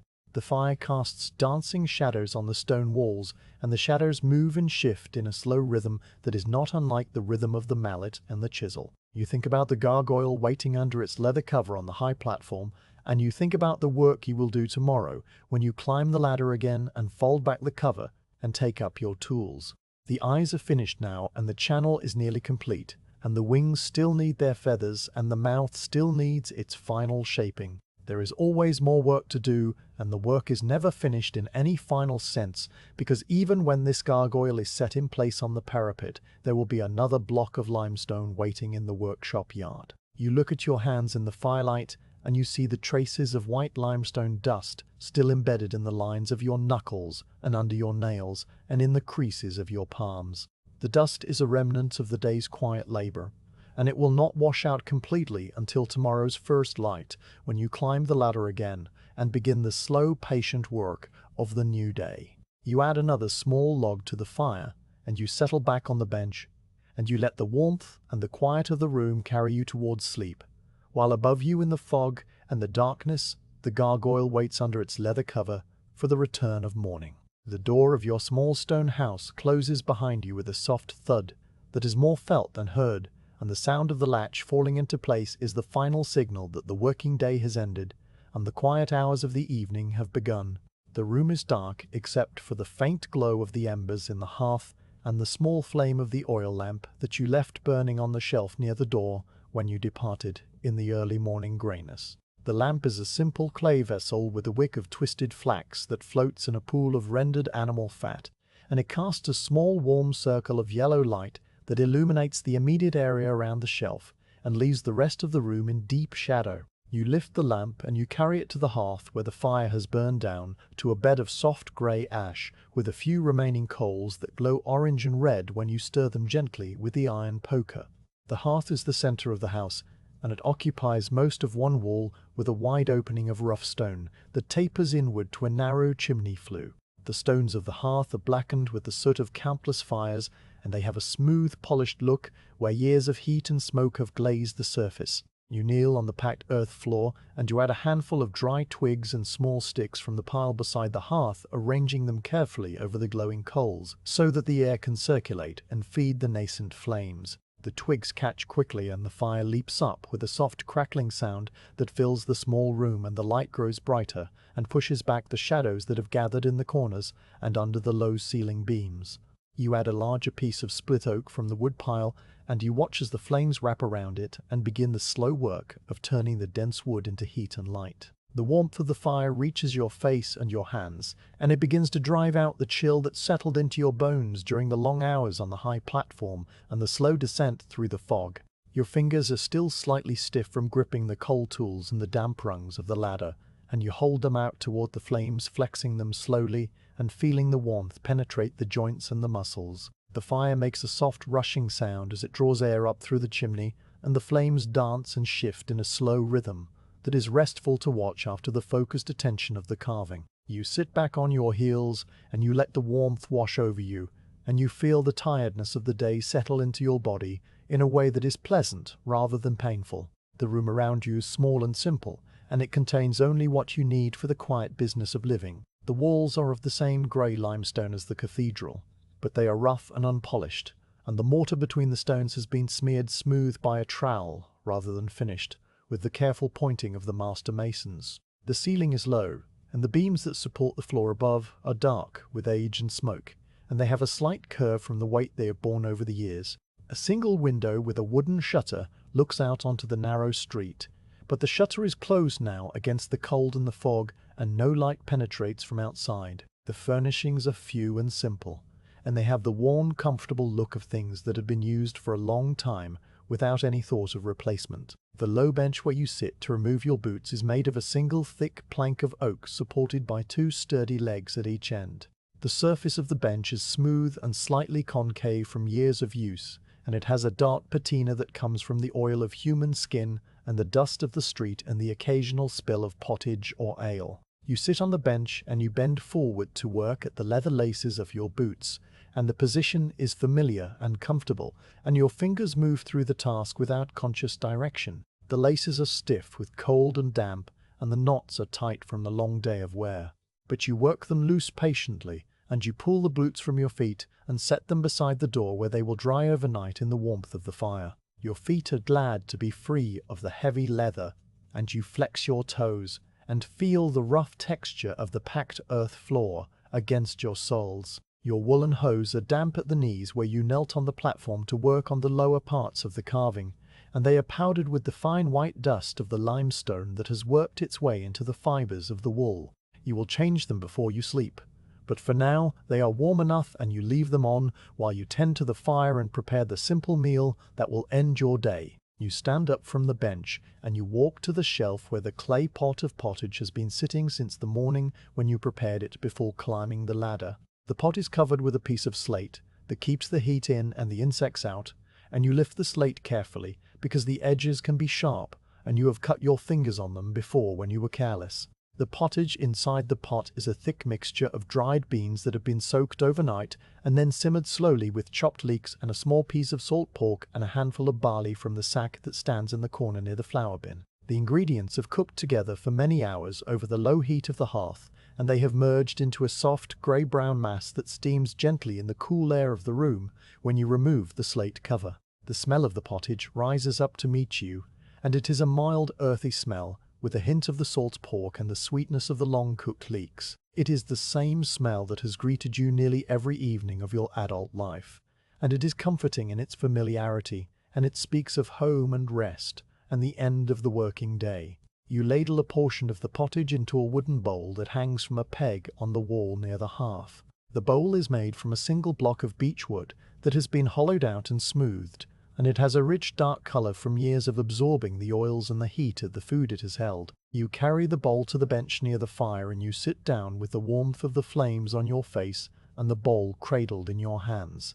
The pottage is thick enough that it holds its shape in the bowl, and you eat it slowly with a wooden spoon that is worn smooth from use and that fits comfortably into the curve of your palm. The taste is mild and unremarkable, and it is the taste of beans and leeks and the faint saltiness of the pork and the slight nuttiness of the barley. It is not a taste that you notice or think about, because it is simply the taste of food, and it fills the emptiness in your stomach and spreads a gentle warmth through your body. You eat the pottage slowly, and you watch the flames in the hearth as they dance and shift and consume the log of oak that you added when you first came in. The log has caught fully now, and it burns with a steady yellow flame that rises and falls in a soft rhythm like the breathing of a sleeping animal. The heat of the fire reaches your face and your hands and your feet, and it drives out the last of the chill from the long hours on the scaffolding and the slow walk home through the foggy streets.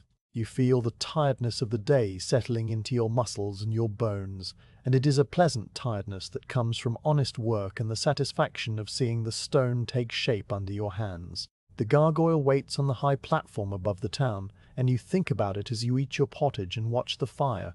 The eyes have finished now, and they gaze out toward the horizon with the calm, patient expression that you carved into them over the long hours of the afternoon. The channel through the throat is nearly complete, and it will carry the rainwater away from the sacred walls and out into the empty air beyond the parapet. The wings still need their feathers, and the mouth still needs its final shaping, and there is much work yet to be done before the gargoyle is ready to be set in place among its companions on the north tower. But the work will wait, and the stone will wait, and tomorrow you will climb the ladder again and fold back the leather cover and take up your tools and continue the slow, patient transformation of the rough block into something that has form and purpose. You finish the pottage, and you set the empty bowl aside on the bench beside you.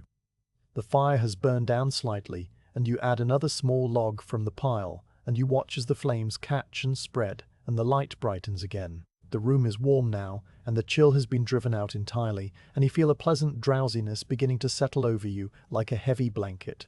Your eyelids are heavy, and the effort of keeping them open seems greater than it should be, and you know that it is time to prepare for sleep, and to let the day end as it always ends in the quiet darkness of the winter night.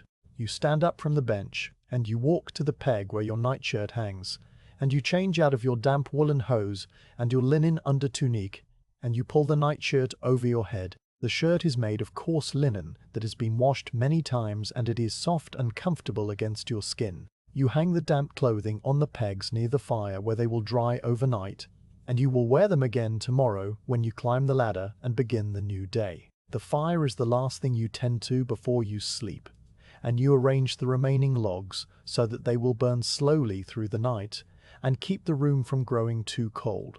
You push the glowing coals together into a compact bed, and you place a large piece of dense oak on top so that it will smoulder rather than flame. And you set the iron fire screen in front of the hearth to catch any sparks that might escape. The bed is a simple wooden frame with a mattress of straw that is covered with a coarse woolen blanket and a thicker blanket of sheepskin that you pull up over you when you lie down. The straw rustles softly as you settle your weight onto it, and you arrange the blanket so that they cover your shoulders and your feet, and you feel the warmth of your own body beginning to accumulate in the small space beneath the covers.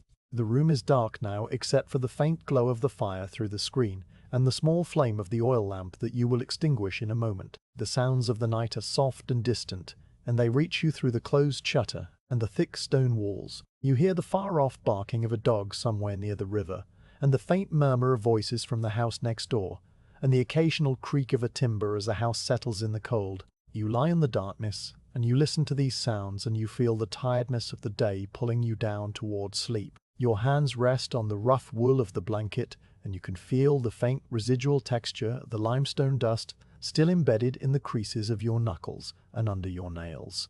The dust is a reminder of the work you have done, and the work that remains, and it will still be there in the morning when you wake and wash your face in the cold water from the bucket by the door. You do not mind the dust, because it is part of the work, and the work is part of you, and you have never wished for a different life or a different trade. The fire in the hearth makes a soft, settling sound as the log shifts and a small shower of sparks rises up the chimney and disappears into the darkness. The sound is the last thing you hear before your breathing slows and deepens, and your thoughts begin to drift and fragment into the incoherent patterns that precede sleep. You think of the gargoyle waiting under its leather cover on the high platform, and you think of the view from the scaffolding over the town and the plain, and you think of the sound of the mallet against the chisel, and the slow accumulation of stone dust on the bench and on your clothing. These thoughts are not sharp or clear, but soft and diffuse, like the fog that racked the platform all day, and they fade gently into the darkness as sleep takes you. The night passes in the slow, quiet way of winter nights, and the fire burns down to a bed of warm ash, and the house settles into silence. Outside, the fog thickens and thickens again, and the town of Chartres sleeps under its grey blanket, while high above on the scaffolding the gargoyle waits with its new eyes fixed on the hidden horizon. The stone is cold, and the leather cover is damp with the mist, and the creature is alone in the darkness. But it does not know loneliness or cold or the passage of time. It is simply stone shaped by human hands into a form that will endure long after those hands have returned to the earth. And in the small stone house near the cathedral, closed, the mason sleeps and dreams of nothing in particular, and the day that has passed and the day that will come merge into the continuous flow of a life lived in the quiet rhythm of the chisel and the mallet and the patient transformation of limestone into something that will watch over the plain for all the years to come.